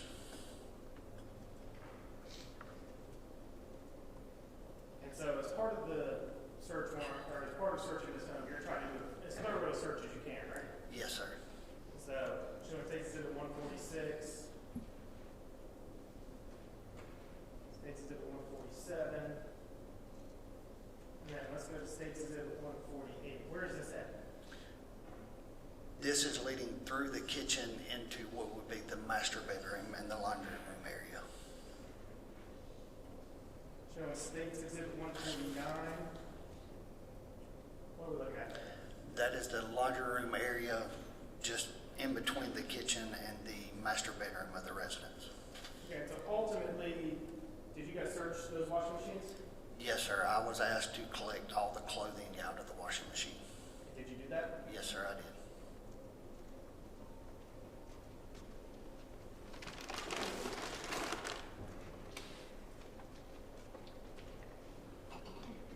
Your Honor.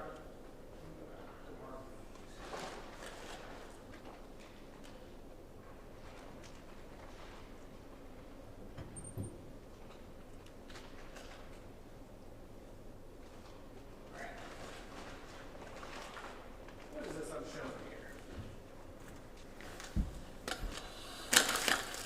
Your Honor, showing State's Exhibit 287, 288, and 289.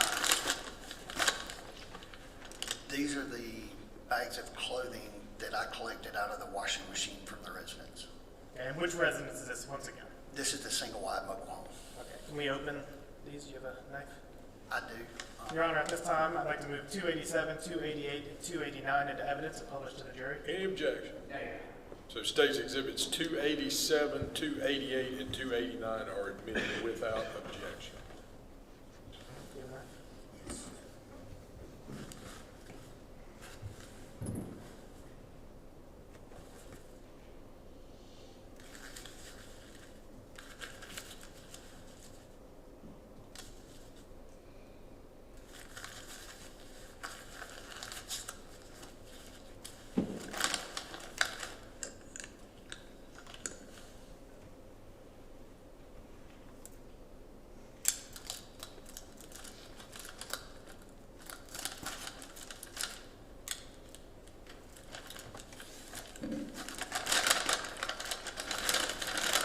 You just want me to hold up what's Yeah, the you individual can list clothing? the exhibit number and then say it's inside. This is State's Exhibit 287.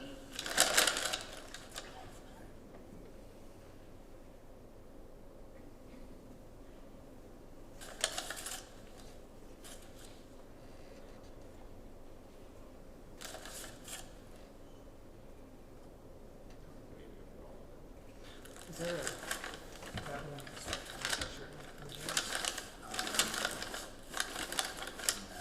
It's going to be one of those. Will you open up 288, please?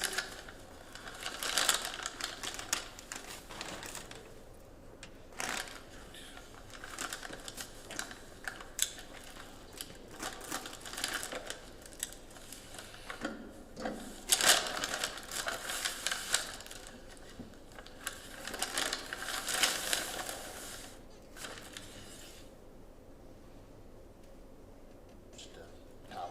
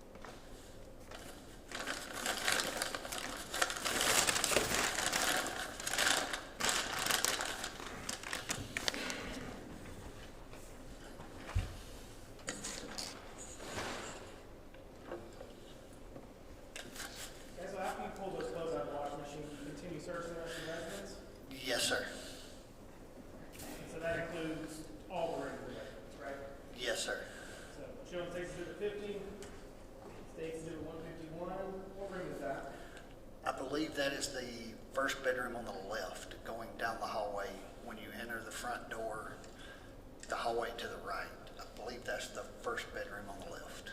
States Exhibit 152. Would be the second bathroom down the hallway on the left. States Exhibit 153.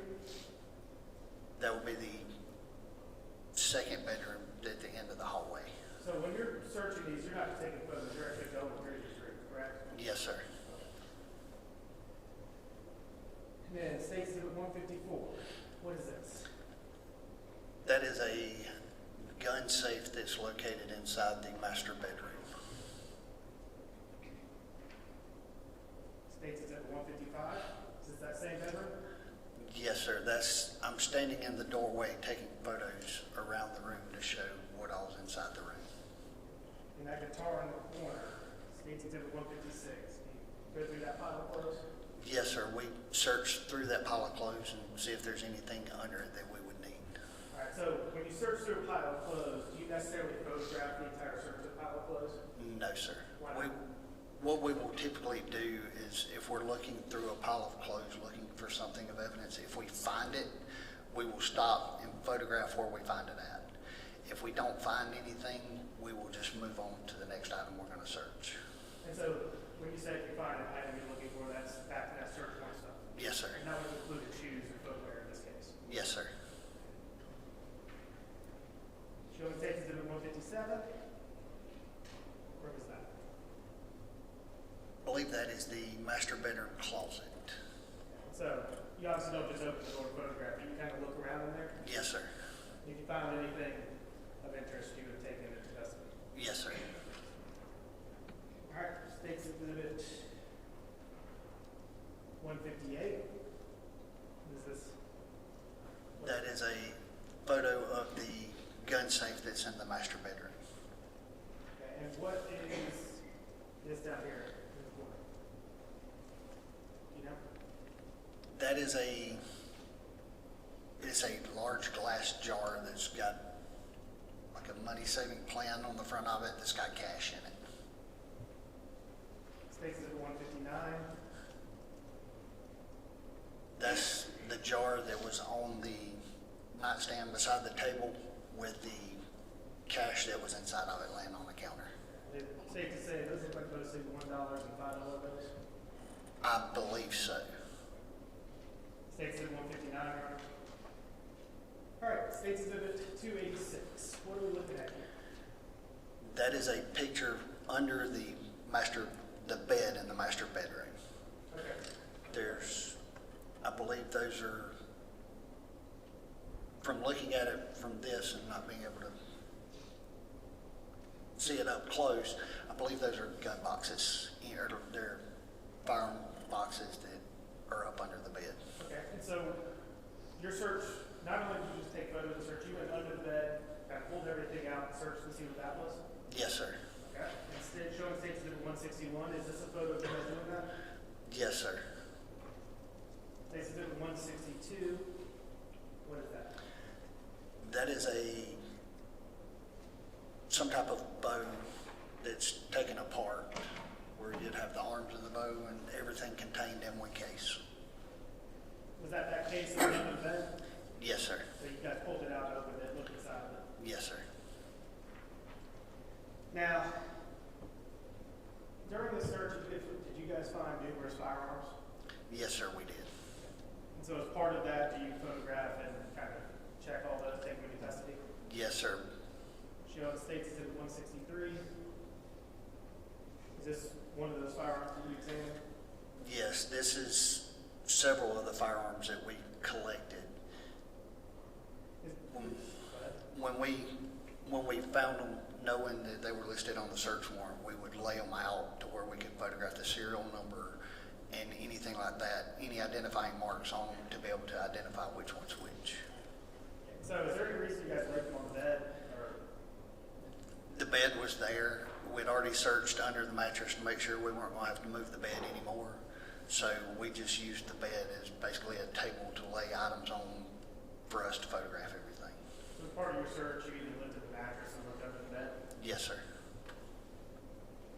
Shows States Exhibit 164. Is this, what's going on with this photo? So in This photo, I'm not only taking pictures of the firearms that we found inside the house, there was a large amount of currency inside the gun safe that on the first search warrant, money, legal tender was not listed on the search warrant. So I'd taken the money out of the safe just to photograph it, showing this was in the safe. That's why this is on the bed along with the firearms, and then the money was placed back into the safe. Now, did you adjust any of the money at all while you were doing that? It might have, I think when I took it out, it was more to the left, and then when I put it back in, it was more to the right. In terms of adjustment, I mean, no. Did you move any of the money in the bands? Did you move any of the money that was in packaging? Anything like that? No, sir. So this is basically the beginning of the processing of the money. Yes, sir. State's Exhibit 165. Is this just another room? I believe that's the far right bedroom. State number 166. Is that just That was inside one of the bedrooms. It was just electronics that were laying on the floor. State Exhibit 167? Is this that movement of the bed you're talking about? Is this the box spring? Yes, sir. That's the box spring in the master bedroom. State Exhibit 168. What are we looking at here? That is, I'm not sure what type of rifle, but that is some type of rifle that is in the master bedroom closet, leaned up against the wall. Okay, so kind of we saw previously what State's Exhibit is looking into. Is this kind of looking to the left? I think this is to the left. Okay. Is that same chest of drawers right there? Yes, sir. So this would have been what we were talking about earlier about going into that closet and processing that scene? Yes, sir. State Exhibit 169. This was a wooden gun cabinet.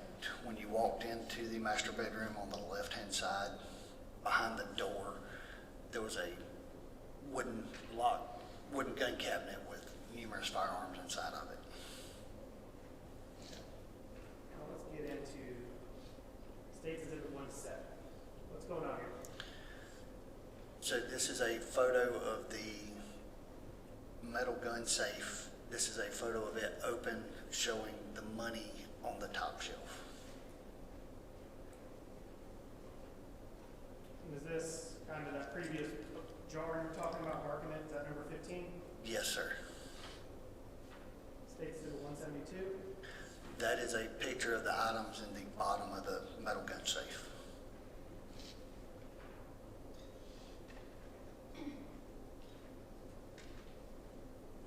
Now we said earlier that you processed the Mustang. Yes, sir. Is that the Mustang that you processed? Show State's Exhibit 175. That's correct. So as part of this process, when you go in the trunk, State's Exhibit 176. Yes, sir. That would have been a photograph of what's in the trunk of the vehicle. State's Exhibit 177. Yeah, that'd be the tennis rackets and items that were on the left in the previous photo. State's Exhibit 178. That is the center console of the Mustang. Now part of that search, would you take everything out of the center console? Yes, sir.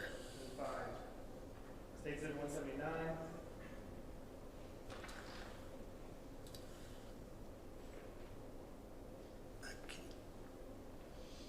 I can't read what it says, but that would have came out of the center console.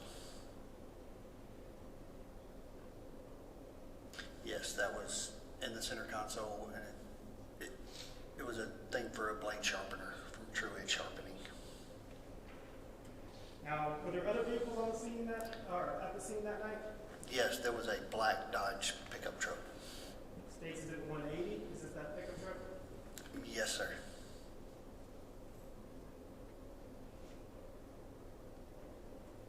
All right, so you processed that similar to the Mustang? Yes, sir. State's Exhibit 181. That would be inside that'd be the driver's seat and the driver's floorboard of the Dodge pickup.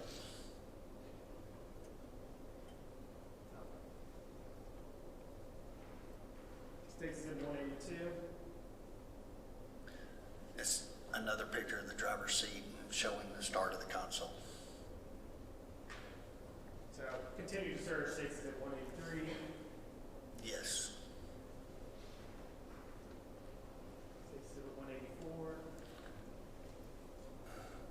that's the rear passengers, or the rear driver's seat. I believe. Okay. So you searched that entire vehicle, processed it, photographed it? Yes, sir.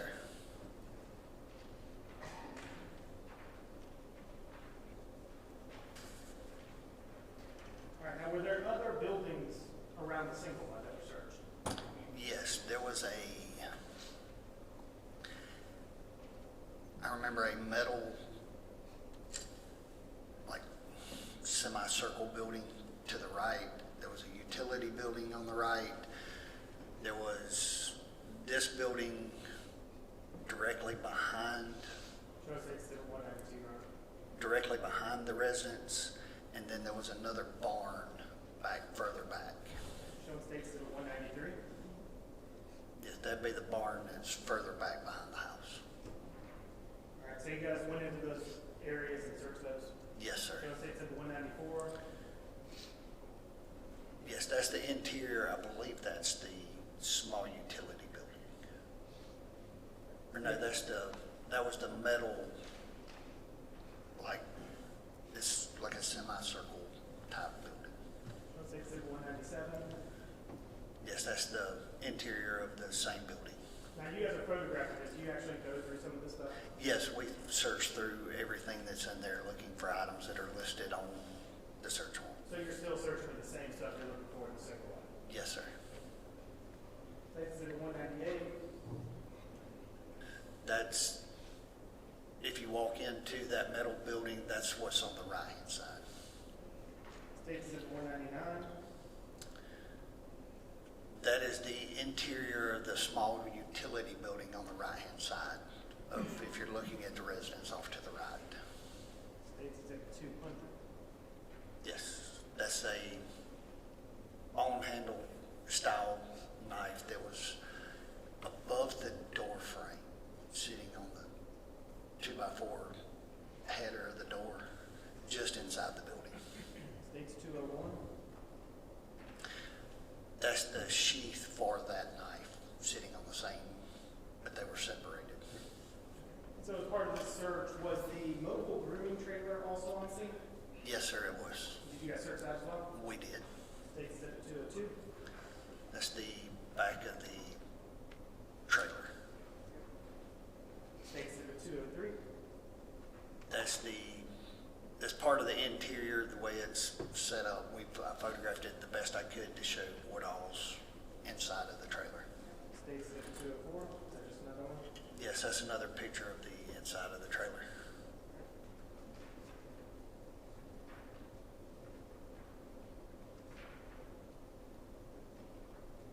And State exhibit 209. What's that?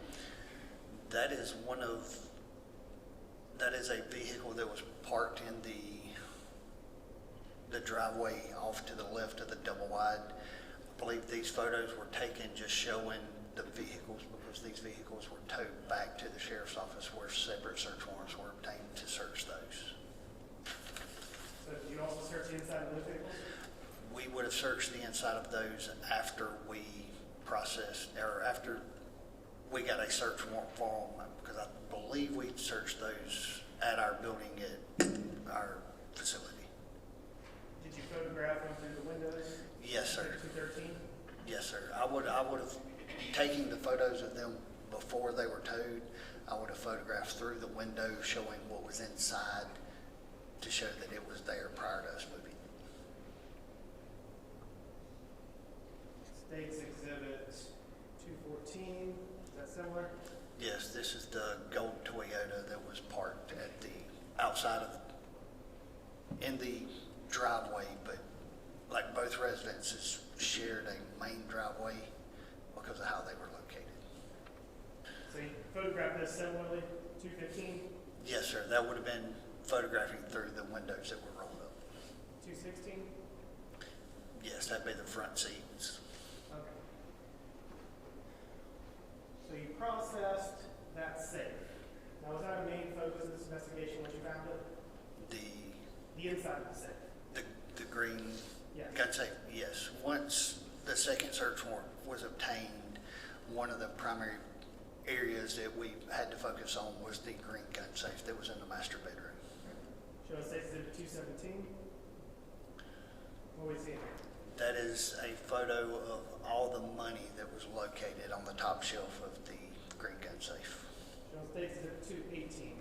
What is this under placard 13? It's a Ziploc bag that contains more money. It's a Ziploc bag containing money. Is this a closer view of that? States 219, Your Honor. Yes, that's a photo of the Ziploc bag.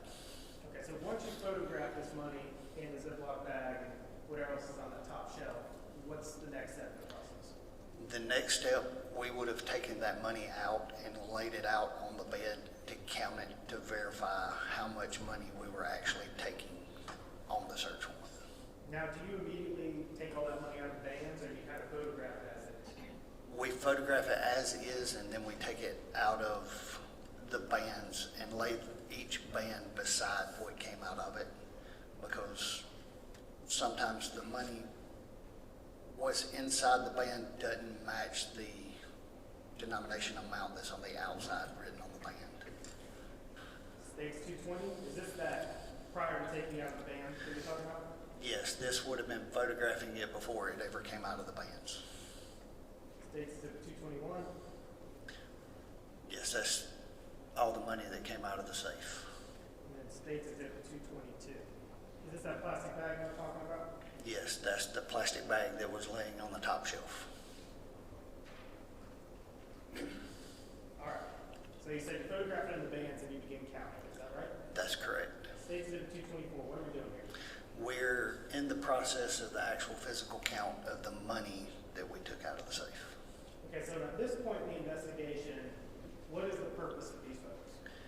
This is documenting how many, trying to be able to document how many actual physical bills we took out of the house. Now, during this stage, are you necessarily trying to photograph every serial number? No, sir. And are these right here, are these the bands you were talking about? Yes, sir. Those are the bands that would have came off the money that's laying. Like the yellow band in the middle would have came off the stack right to the left of it. So are these bands also taken into evidence? Yes, sir, they were. So once these bands come off the money, when you take the money into evidence, do you put the bands back on, or do you just separate them? At this point, once we counted the money, we put the money back into the bands for easier transport. So it wasn't just loose money like laying around. Okay, so what are these numbers written here? That is where we counted what was laying on the bed. That's what our physical count was for that amount of money. Okay, so these numbers weren't part of the set. No. Do a little closer look. States Exhibit 225. Is that what you're talking about? Yes, sir. The little envelope that is written on, that was something we would have put beside it to photograph how much money was there for our count once we figured out how much we were actually taking. Now, did you have to do multiples, for lack of a better word, spreading out of the money on the bed? Is this right here all the money, or do you have to do this multiple times? No, we do it multiple times, laying money out to count how much there is.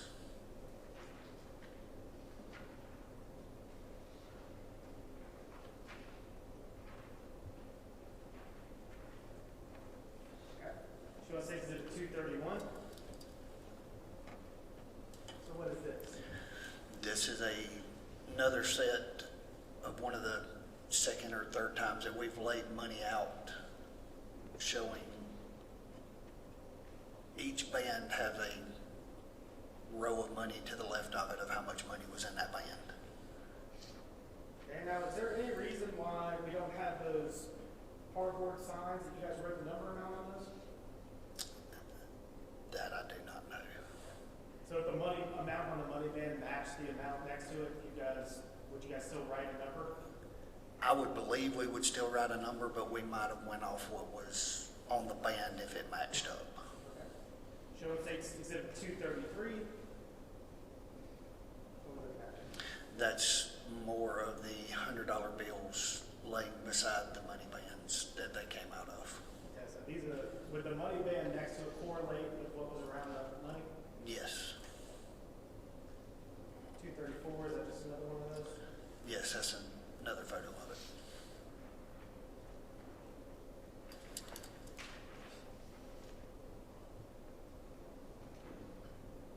That's just showing states at 236, more of those? Yes, sir.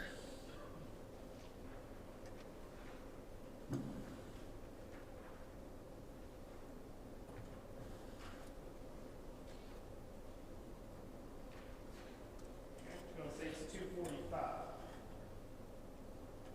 What are we looking at here? That's just a photo of money that we had laid out on the bed to be able to count and photograph.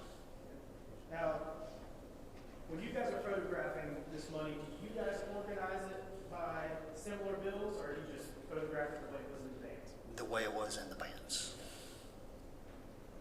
246. And so that would have been, what would have been in the band is how it's laid out. And I believe with it being, those being $20 bills, I believe we laid it out like in groups of 5, so we could count by hundreds when we were counting everything. So is that one of the main purposes of photographing this money, is counting it? Yes, sir.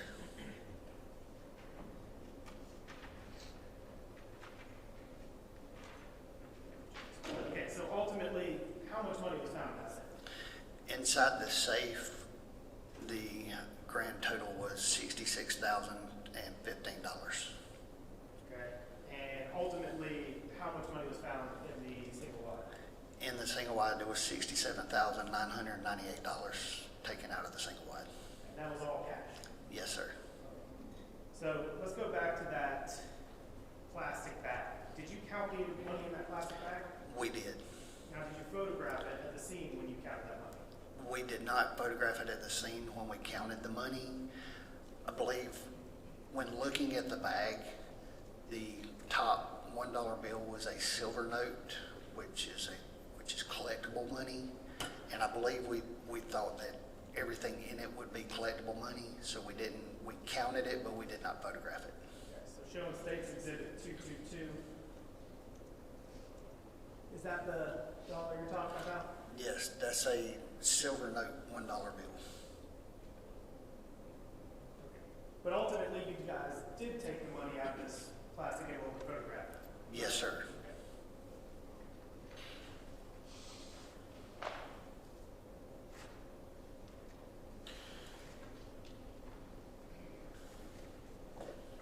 Showing States Exhibit 252.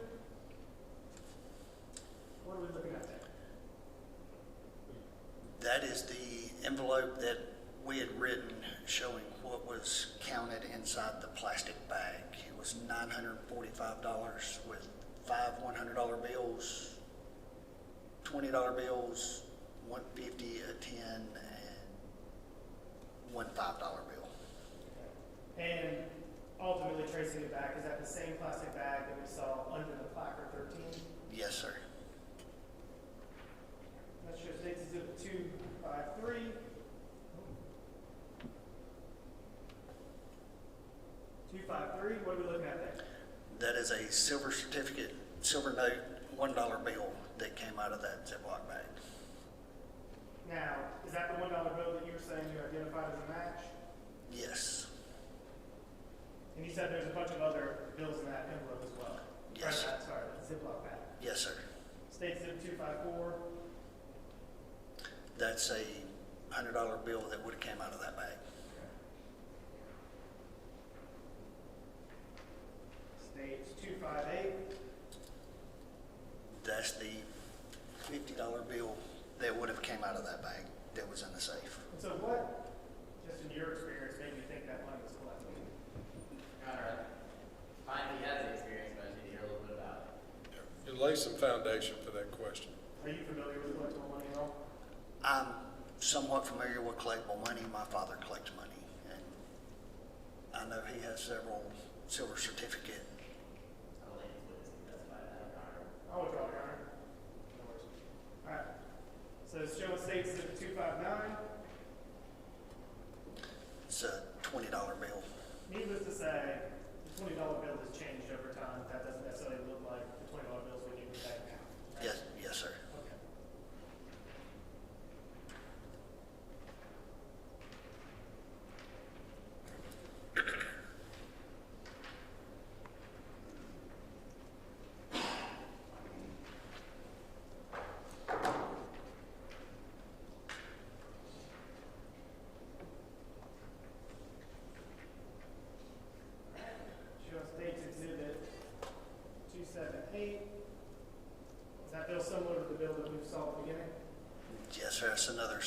certificate, $1 bill.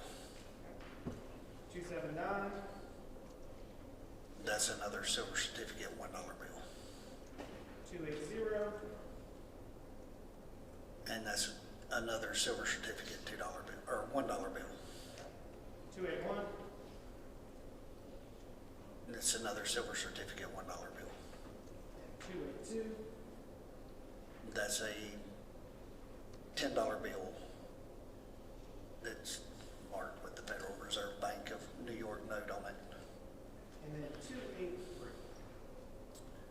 And that's one of the $100 bills that came out of the Ziploc bag that was located in the safe. Okay, is there anything special about this bill that you can see on its face? There is some kind of blue lettering just to the left of the Ben Franklin's picture. So all of these bills came out of a Ziploc bag that was under placard 13 in the safe. Yes, sir. Okay, so you said you took into custody the money in the money bags. Yes, sir.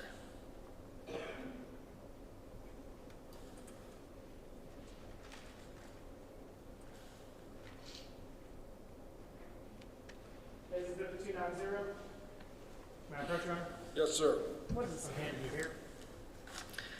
This is the money band wrappers from the $67,998 of U.S. currency.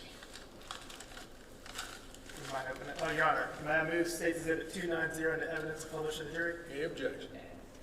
So State's Exhibit number 290 is admitted without objection. You can open that and just hold them up to the jury.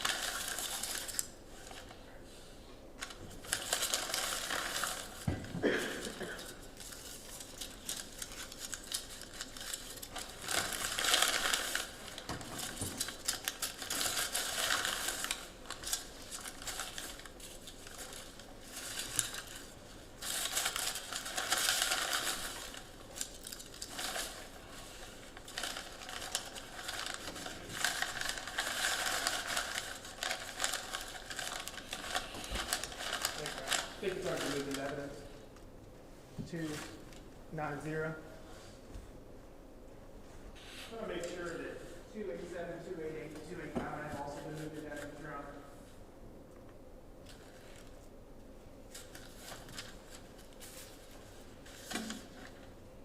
Yes, sir. I have that 287, 288, 289.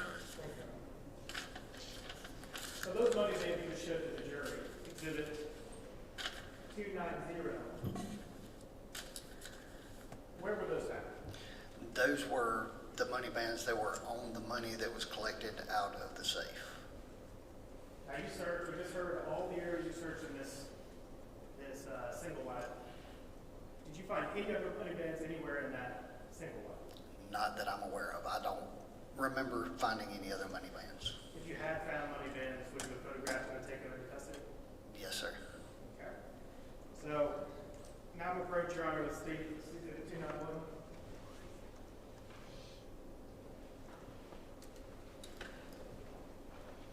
May I approach, Your Honor? Yes, sir. Show them what's been marked as State's Exhibit 291. Can you tell me what that is?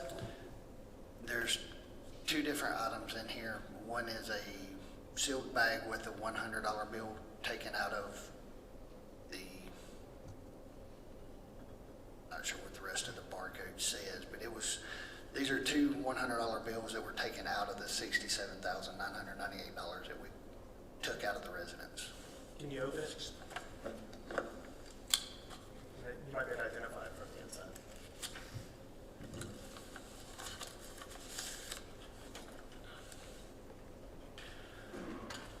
So what is barcode, our evidence barcode ending in 780 is a $100 bill with a blue F on it, separated from the brown bag with $67,998.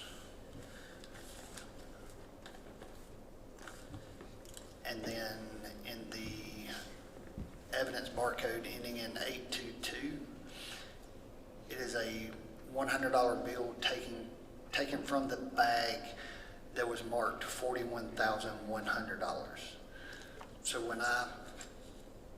when we counted the money to transport it back to evidence, there were several individual bags or envelopes of money in different amounts. There was one bag of $41,100. There was the money from the purse, and the envelope by itself was $1,601. So everything was, instead of piling it all into one bag, when it was collected and counted, it was put into separate envelopes to make transport of the money easier. So you're saying you kind of divided up that money between the safe before putting it in evidence? It was all entered into evidence as one, but for transport and count purposes, there was some, like there was a bag with $41,100 written on it. That's how much money was in that bag, and then there was separate bags as well with different amounts written on it. Now, did any of the money from the single wide intermix with the money found in the double wide? No, sir. All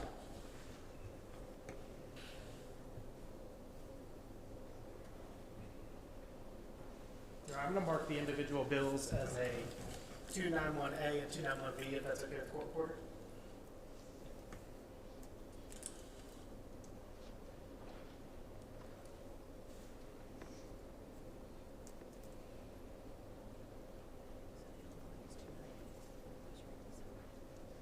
I'll go 291, 291A, 291B. Thank you. Permission to move 291, 291A, and 291B into evidence. Any objection? So States Exhibit 291 with subparts A and B are admitted into evidence without objection.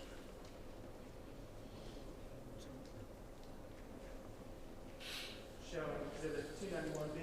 Is this that bill you were just identifying? Yes, sir. That's the $100 bill with the blue letter on it.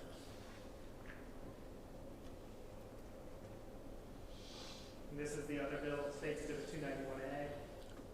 Yes, that's the other bill that was taken out of the money. And when you say taking out the money, you mean the money from the second one? Yes, the money from the safe. Now, we just saw all the areas you searched, and cars, storage units, entire single wide, flipped over the mattress. Did you ever find a pair of red Asics in that house? No, sir. If you had found a pair of red Asics in that house, would you have photographed them? Yes, sir. Would you have taken them into custody? Yes, sir, we would have.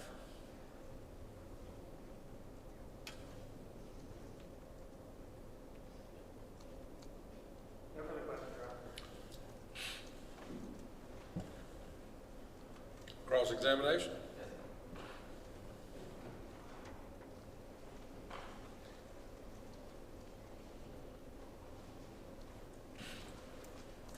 Lieutenant, right? Staff Sergeant. Sergeant. Good to see you. Yes. Obviously, you did a very thorough search of this single wide trailer, right? Yes, sir. And I'm going to refer you only searched that trailer, and that's what we've been talking about, right? Yes, sir. So when I refer to the trailer, we're going to be talking about the one that Ms. Vilardi owned. Yes, sir. Yes, sir. You're obviously searching for things of evidentiary value, right?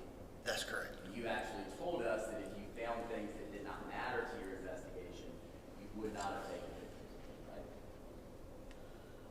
In other words, you were telling us about some things that you had searched, but you never found anything, so you didn't take a picture. For example, each individual item of clothing that was in the corner of the room. Yes, sir.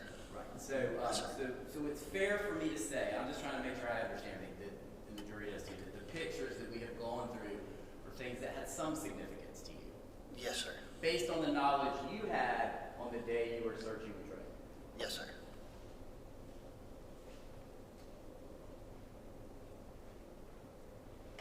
You showed us pictures of a number of weapons, and I'm gonna. So we have firearms, right? Yes, sir. We have a lot of those. Yes, sir. And if those firearms had some value to this investigation or had played some part in this crime, to a clue, then you agree they would be in this courtroom, would they not? The firearms and everything from the residence were seized in accordance with the search warrant. Right. However, after a court order through court, they were returned to the owners. A long time later, right? Yes, sir. Right. So my point is, I'm not trying to be tricky with you. Those are just guns, right? None of them had anything to do with this event we're talking about, right? As far as I know, that's correct. Because you wouldn't give them back if you did it, right? Yes, sir. I don't.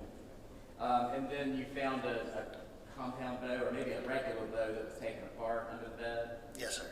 And then you found some knives. Yes, sir. Same thing with all those knives. If those knives had some value in reaching a conclusion about what you were investigating, then we would have them in here and someone would have told us about that, right?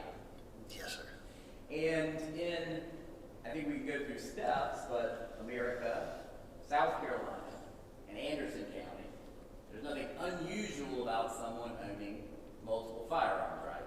That's correct. And in fact, that's more common here in America and the South than probably anywhere in the world, right? Possibly.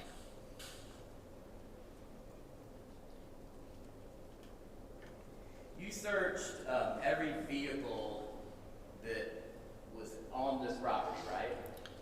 We searched, I searched the black Mustang and the black Dodge truck. That's a good point. I guess I should ask that in a broader way. Anderson County Sheriff's Office. Sorry, I was asking for my Oh, list. so I didn't mean to break it. I'm trying to just keep you under. Yeah. You searched, you personally searched the black truck and the black Mustang, right? Yes, sir, I did. And did you have information that those were the cars that would have been most commonly driven by the Vilardis? I believe with them being at the residence, and I believe the tags were ran showing that the Vilardis were the owners of those two vehicles. And then somebody, maybe not you, but somebody in your department searched the other vehicles that were towed from that property. Yes, sir. And what you were doing in addition to searching those vehicles was using Blue Star in those vehicles, right? Yes, sir. We did utilize Blue Star inside the vehicles. And Blue Star is a chemical that detects traces of blood, right? That's correct. It is the most commonly used chemical for that purpose in the world, right?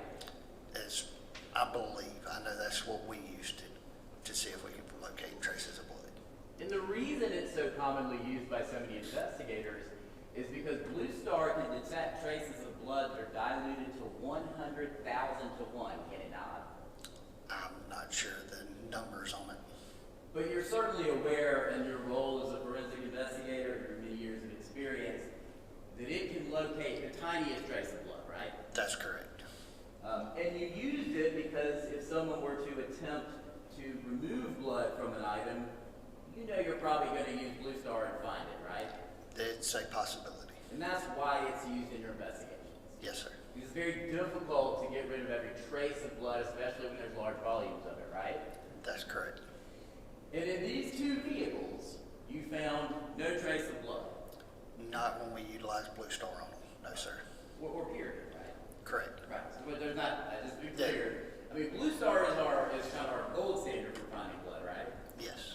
And when you said not when we used Blue Star, what you mean is we did not find any blood at all in those vehicles. That's correct. Same thing with the trailer, right? You found no blood in the trailer.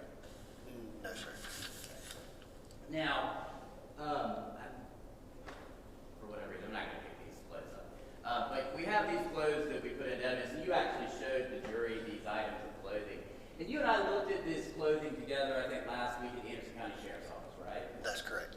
And they were in relatively the same condition, except, well, let me take that back. When you pulled them out from the trailer, they were wet. You allowed them to dry, right? do not believe they were wet when I collected them, because if the chain of custody on them, if they would have been wet, would have shown me entering them and then transferring them to our drying room. Okay. And they were never transferred to the drying room to be able to dry. So I believe they were all dry when they were collected out of the washing machine.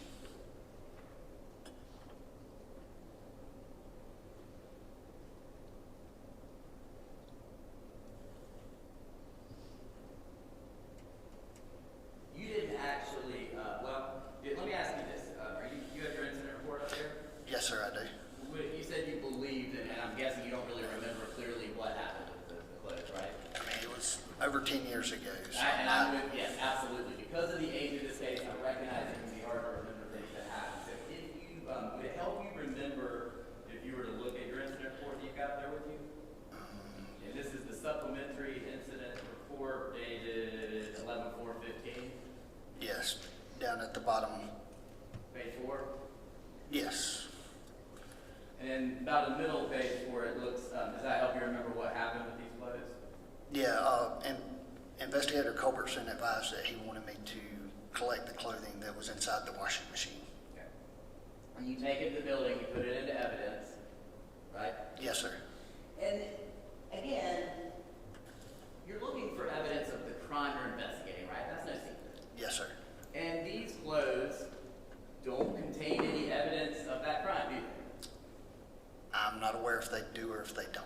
Okay. Well, it is 10 years after the crime, almost 11, and we are halfway through the trial over the thing you were investigating.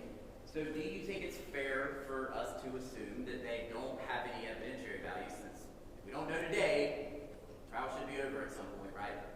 It's a possibility that they do not. And in fact, some of the clothes in here were children's clothes, right? Yes, sir. So it's the family laundry, essentially.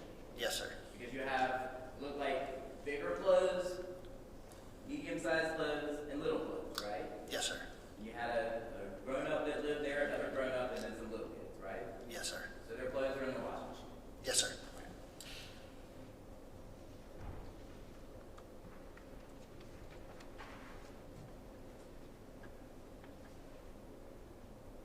You also searched every building on the property, right?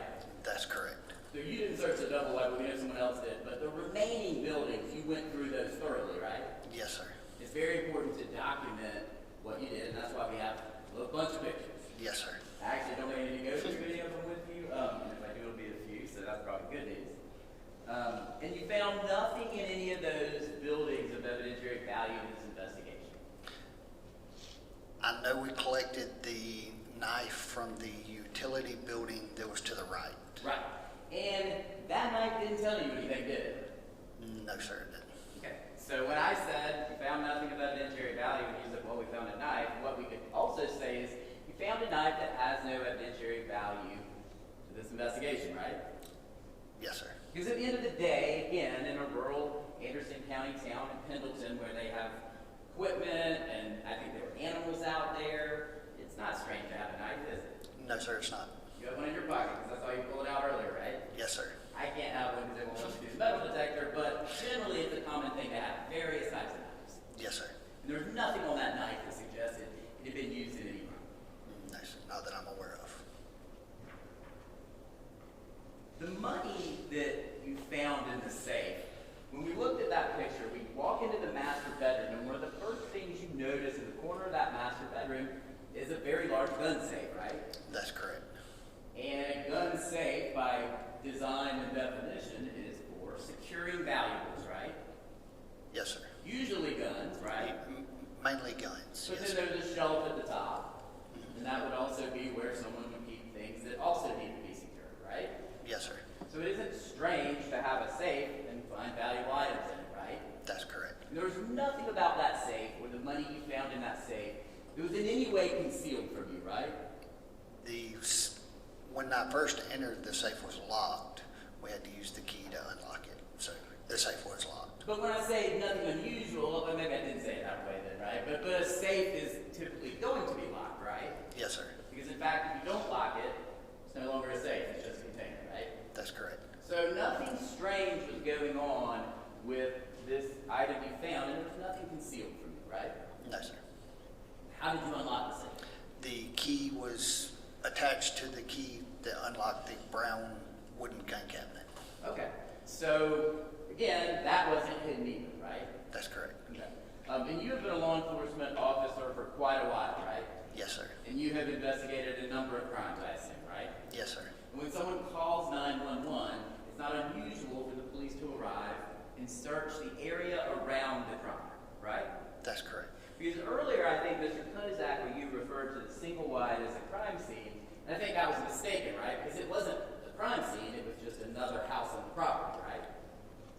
It was a house that was, both residences shared the same address. So when we refer to the address of the crime scene, both houses would be on that property. So technically one could consider the entire property the crime scene. Right. So someone called you to that place, right? And it's not strange you started searching everything, right? Yes, sir. You found a note about a blade sharpener that was Exhibit 179, but I didn't ever see a blade sharpener. Did you ever find a blade sharpener? I do not know if the detectives would have reached out or how they would have handled that.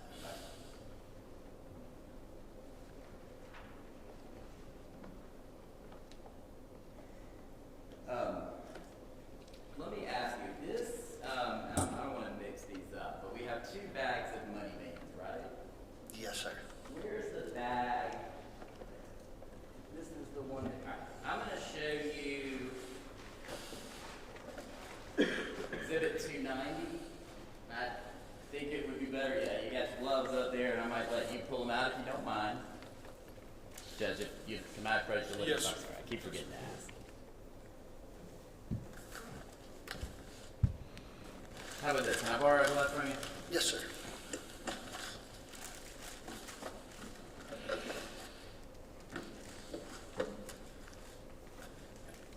Let's pull those bands out. And the ones that you have in your hand are bands that came from the single wide trailer, right? That's correct.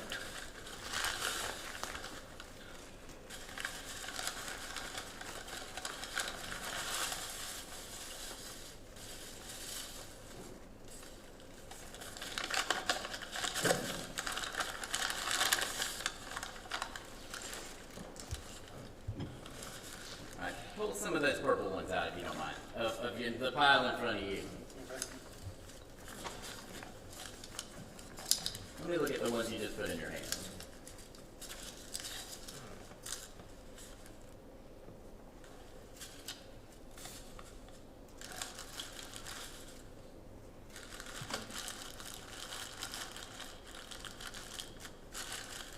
So if we're looking at these bands, and I'm gonna hand you that one back we'll talk about it, but that band is, and let me do this, let me have it back, all right, I'm sorry. This band from the bag you took out of the safe has two purple bands, and if you look, you can see those for $2,000, right? That's correct. And one of them says 2,000 in the middle, kind of horizontal versus vertical, right? Yes, sir. And the three 2,000s are flipped, right? So you've got two 2,000s going in one direction, and the middle one goes in the other direction, right? Yes, sir.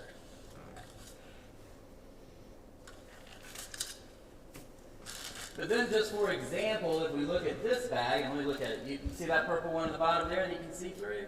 Yes, sir.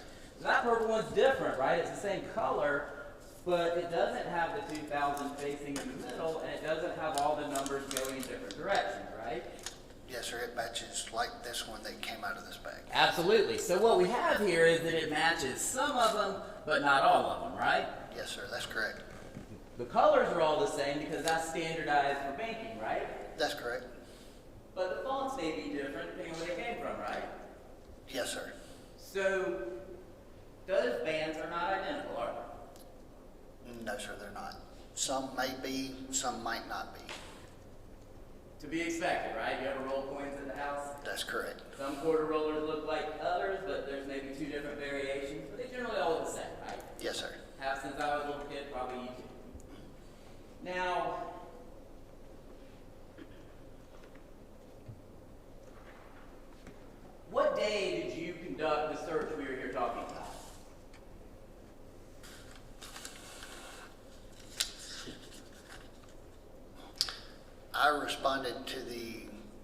scene on November 2nd, 2015. What time? I know it was sometime after lunch. Okay. And would you agree with me that this whole investigation kicked off around lunch when the call to 911 came in? Yes, sir. So at the time you were searching, very little investigation had been done outside the actual scene of the property we're talking about, right? I don't know what would have been done on the outside of the single wide mobile home, because I was tasked once the search warrant was on scene, that was my focus, was only the single wide mobile home. You did it immediately, right? Once the search warrant was on scene. Did anyone give you any facts about the investigation as you were doing your search? I believe that it came across that not only did the victims have gunshot wounds, but there was also slight slices from an edged weapon or some type of cutting instrument. Therefore, that's why we backed out and got the second search warrant to include knives and cutting instruments. But is it fair for me to say that you have an investigation at 2217 Refuge Road, and you haven't started to spread out and investigate clues yet? No one else has either. I'm not sure what the detective division has been doing. So, on that time that you were searching that, no one in this case had identified the importance of any tennis shoes, had they? Not that I'm aware of. So you wouldn't have taken a picture of tennis shoes in the house, not because you didn't find them, but because they didn't have any importance at the time you were searching the house, right? No, on the first search warrant, there was footwear listed for us to search for, which is a typical item of evidence that we look for during a search warrant. And we looked through shoes and everything inside the single wide mobile home and did not locate any type of tennis shoe that would have fit Ross, who lived in the residence. The only shoes that would have been in his size were boots. Right. But again, you agree with me that you knew nothing about any red Asics tennis shoes at the time you were making this search? No, sir. John, if I could beg your word.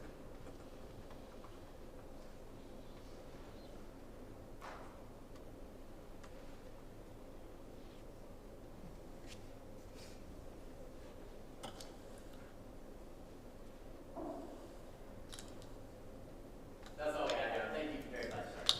Any redirect? No redirect. Any objection to this witness being excused? Thank you, officer. You are excused. Thank you.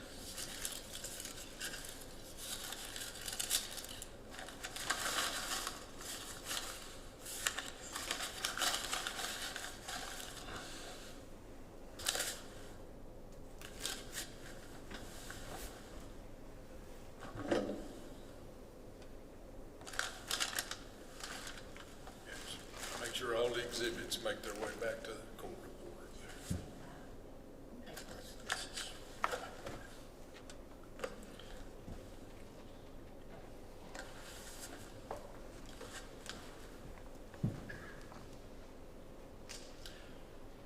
Okay, ladies and gentlemen, we're going to break for lunch.